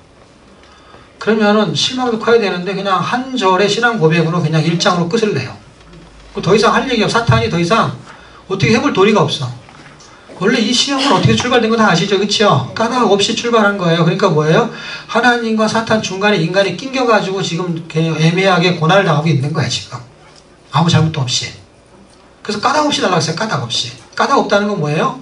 아무 잘못 없이. 지금 이게 우리하고 상관이 있는 이야기를 하는 거예요. 지금 복음이 이 욥기서부터 지금 욥기, 시편, 잠언, 전도, 아가서는요 복음이 흘러가고 있는 거야. 이게 역사서는 그 메시아의 구속, 구원 역사, 구원이 더 쉽죠. 구원 역사를 중심으로 기록된 거고, 그 다음에 이 시가서는 그 메시아의 구속 계획이 개인의 신앙 체험을 통해서 나타나는 거예요. 욥을 통해서 나타나는 게 뭐냐면 의인의 고난과 구원의 지혜를 설명하는 거예요. 그게 구원자 예수님을 설명하는 거예요. 그 복음서에 정확하게 복음의 핵심이 거기 안에 딱 두 개가 박혀 있어요. 그건 여러분이 나중에 찾아보세요. 제 책에도 아마 써놨을 거예요. 이 책을 보시고 성경을 보시면 보여요. 왜냐하면 42장이 길기 때문에 그걸 아무리 많이 읽어도 초점 잡기가 힘들어요. 왜냐하면 논지점 찾기도 쉽지 않아요. 왜 똑같은 말이 자꾸 반복되고 무슨 얘기하는지 잘 몰라요. 그런데 결국에는 뭔가 욥이 죄가 있으니까 네가 그런 어려움을 당하는 거지 이런 것으로 공격을 하는 거고, 자기는 그런 게 아니다고 말하는데 자기의 의는 그럼 어디서 오냐 이거예요. 그랬을 때 인간 후보가 아니고 그 의는 하나님이 주는 거라는 것으로 결론을 내는 거야. 초점은 간단해요. 그런데 까닭없이 이것이 출발했다는 게 우리한테 생길 수 있다는 거야. 우리한테 그런 환난과 고난이 오게 되면은 얼마나 힘든지 몰라요. 내가 신앙생활 이렇게 잘하는데 나한테 왜 그런 고난이 오냐? 그래서 그 해답을 못 찾는 거야. 욥기에서 못 찾으면 찾을 수가 없어요. 왜냐하면 욥기가 그 이야기를 가장 많이 다루는 책이니까. 그럼 다른 책에도 다루냐? 다른 책에 다루지만 그거는 주제가 다르기 때문에 조금만 하고 넘어가니까 그건 무슨 뜻인지 잘 모르는데, 욥은 목적 자체가 그거예요. 그냥 고난의 목적과 이유를 쓰는 건데, 고난이 나한테서 출발한 게 아닌데 고난을 보내는 거야. 그건 다른 말로 환난이에요. 그런데 이거는 어디서 해석하면 가장 좋냐면 신약으로 갖고 오게 되면은 로마서 5장과 8장에 있는 이야기를 그 안에 다 집어넣어 버렸어요. 그래서 예수를 믿게 되면 4장까지가 믿게 된 거, 5장 그러므로 이렇게 출발하는 거는 이제 예수 믿어서 하나님과 화목하게 됐으니 그러니까 이제 고난 좀 받자, 그 얘기예요. 그러니까 그거를 이해를 못하니까 12장으로 갈 수가 없는 거야, 갈 수가. 그러니까 7장에 폭 빠져버려가지고 헤매는 거야. 8장으로도 못 가. 8장에 가야 팔자가 늘어질 텐데 7장에 빠져가지고 굉장히 의미가 있는 거예요. 그러니까 지금 제가 하는 얘기는 더 제가 해드릴 수가 없고, 이걸 궁금하면은 CTS 앱을 깔아가지고 제가 7장을 했으니까 7장 쭉 보세요. 아마 8장 끝나고 9장, 10장 아마 이번 주 다음 주에는 지금 제가 5장하고 8장을 다시 리바이벌해서 설명을 해요. 무슨 얘기냐면 왜 환난이 우리한테 있었냐, 왜 환난이 목적이 뭐냐, 그걸 5장, 6장, 7장, 8장 넉 장을 다시 한번 환난이 진입하고 환난이 기준, 환난의 목적, 환난의 결과 이렇게 설명을 했으니까 그때 들어보시는 게 좋을 것 같고, 지금은 결론을 내야 되니까. 그런 어려움을 당했던 그가 그거를 받아내는 신앙 고백을 통해서 하나님은 완전히 기뻤던 거예요. 재산을. 그러니까 사탄이 또 와서 뭐냐면, 아유, 저거 아마 몸에 질병을 좀 갖게 하면 금방 하나님 원망하고 그렇게 할지 모릅니다. 처음에 왜 그랬냐면 저게 그냥 가난하게 사는 게 아니라 부자로 살고 잘 사니까 하나님을 잘 섬겼지, 가난해 보십시오. 실장 우리도 그런 일이 생길 수 있어요. 지금 별일 없으니까 예수님 잘 믿는 것이지 갑자기 가난해져 보세요. 11조부터 안 하지. 예를 들어서 굶어 죽게 생겼는데, 그러니까 뭔가 갑자기 막 질병이 걸리게 해보십시오. 주일날 병원에 가야지. 교회 안 가고. 신앙에 균열이 생긴다는 거예요. 근데 그렇게 가장 큰 걸 날려버렸어요. 근데 끄떡 없는 거예요. 아마 사탄이 주춤 버렸을 거예요. 그러면서 뭐라 그러냐, 한 번 더 해보자는 거예요. 그래서 죽이지는 말아라. 질병이 걸리면 반드시 하나님 원망할 거라는 거예요. 그 사탄의 마음이 그걸 꼭 빼닮은 게 누구냐면 그 아내가 그렇게 해서 사탄이 하고 싶은 말을 딱 그 아내가 해버리죠. 근데 누가 안 하냐면 욥이 안 하죠. 욥은 왜 안 하냐면 욥이 원래 이름이 제이홉이잖아요. 욥은 고난이 잡이잖아요. 그래서 안 해요. 그게 자기 직업인데 고난을 받는 게. 그러니까 뭐 끄떡 없는 거예요. 내 이름이 욥이다. 그걸 영어로 번역하면은 직업이잖아요, 직업. 욥의 인내가 내가 직업이거다. 그런데 두 번째의 그 질병이 딱 왔을 때도 어떻게 하냐면, 첫 번째도 의미심장해요. 왜 의미심장하냐면, 이걸 자기 거로 생각하지 않았다는 고백이 놀라운 고백이에요. 주신 자가 있다는 건 뭐 이게 내 것이 아니었다는 거예요. 우리는 우리 거로 생각하기 때문에 억울한데, 도로 이거 관리하는 거 힘들었는데 잘 됐습니다. 이런 식으로 얘기하는 거야. 땅때 청소하기만 힘들었는데 잘 됐다고 가져가시라고. 그래갖고 주신 이도 해서 이거는 자기 거로 생각하지 않았다는 게 굉장히 중요한 신앙 고백이에요. 두 번째, 하나님께 복을 받았으니 재앙을 받는 것도 마땅하다는 거예요. 이게 하나님께로부터 오는 것을요, 복과 재앙을 동일시켜놨어요, 이분이요. 놀라운 발상이죠. 그럼 이 공부가 왜 중요하냐면, 결국 우리가 신앙생활을 다 하고 나면 이 고백을 해야 된다는 거예요, 성경은요. 왜냐면 하나님이 이거를 듣고 싶은 거예요, 이 소리를. 그런데 세 번째에서 비난의 화살이 날라오는데 이거를 피해야 되는데 이걸 못 피한 거야. 비난의 화살이라는 게, 여러분, 고난 중에서 상중하가 있잖아요, 그치요? 그 상중하가 생명, 질병, 그 다음에 비난. 어떻게 큽니까? 생명이 크잖아요. 그거는 감당해내는 거예요. 그래서 우리도 큰일이 생기면 어떻게 해요? 감당한단 말이에요. 담담하게 산단 말이에요. 남편이 죽어도 죽은 놈만 억울한 거지. 나는 그날부터 밥 먹고 산 사람은 살고 담담하게 담 쌓고 사는 거죠. 그런데 비난의 화살이 날라오는데 이거는 감당하기 힘든 거예요. 교회 안에서도 이런 일은 얼마든지 발생하죠. 누가 나한테 한마디만 하면 어때요? 그냥 눈만 이렇게 떠도 너 나한테 지금 날 나보고 그런 거지. 아니, 그게 아니라 내가 여기 눈이 이렇게 뭐가 들어와서 이렇게 한 건데도, 왜냐면 이렇게 눈이 뭐 끼면 이렇게 할 수 있잖아요. 근데 이렇게 할 때 자기가 나를 쳐다본 거지 내가 너를 쳐다봤냐? 그 나를 자기가 쳐다보고서 뭐라 그러냐면, 네가 지금 나한테 눈을 긴 거지. 아니, 아니라고. 나 지금 눈에 뭐 들어가는 거라고. 그래도 끝까지 자기한테 한 거라고 자기가 그걸 확신하고 예수 믿는 믿음보다 더 확신에 찬 믿음을 가지고 그 믿음을 끝까지 천국 갈 때까지 유지를 하려고 그래. 그러니까 자기한테 한 게 아니라 그래도 자기 것으로 받아들여. 그리고 어떤 거는 자기한테 할 수도 있어. 근데 자기한테 한 건데도 그게 경중이 있잖아요, 그치요? 그 경중이 아무리 적어도요, 자기는 그걸 심하게 느껴. 그래서 비난의 화살이 날라와가지고 저기쯤에서 떨어질 것 같은데 자기가 막 잽싸게 떼어갖고 그거를 딱 맞아. 피하는 게 아니라 그걸 맞는다니까. 이렇게 옆으로 지나가면 일로 가만히 있으면 돼. 그냥 이렇게 지나가는 거야. 자기 옆으로 이렇게 싹 가.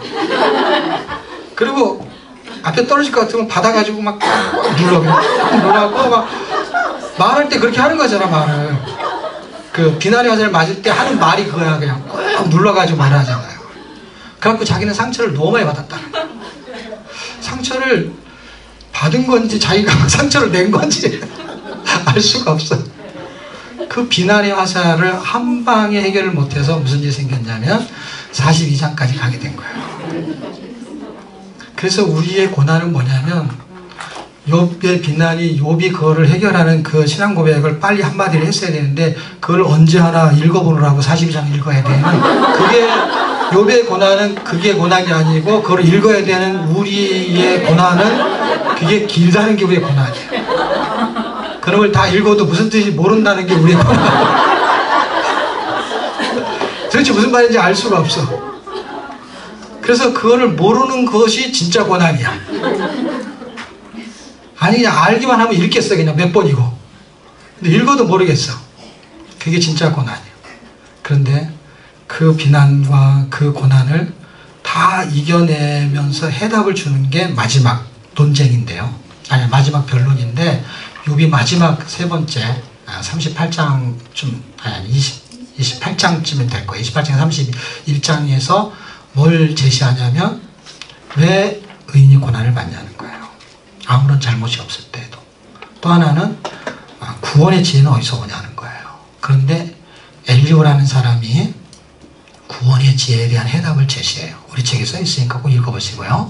그 다음에 하나님이 38장에 등장하셔서 폭풍처럼 말씀하시는데 의인의 고난에 대해서 물론 명확하지는 않아요. 그렇지만은 간단하게 제가 서술을 했어요. 의인의 고난은 결국 그리스도의 발자취를 쫓아가는 거고 하나의 영광을 드러내는 거고 그래도 모르겠으면은 GTS 앱을 가가지고 보시는 방법밖에 없습니다. 자, 오늘 여기까지 하고 다음 주에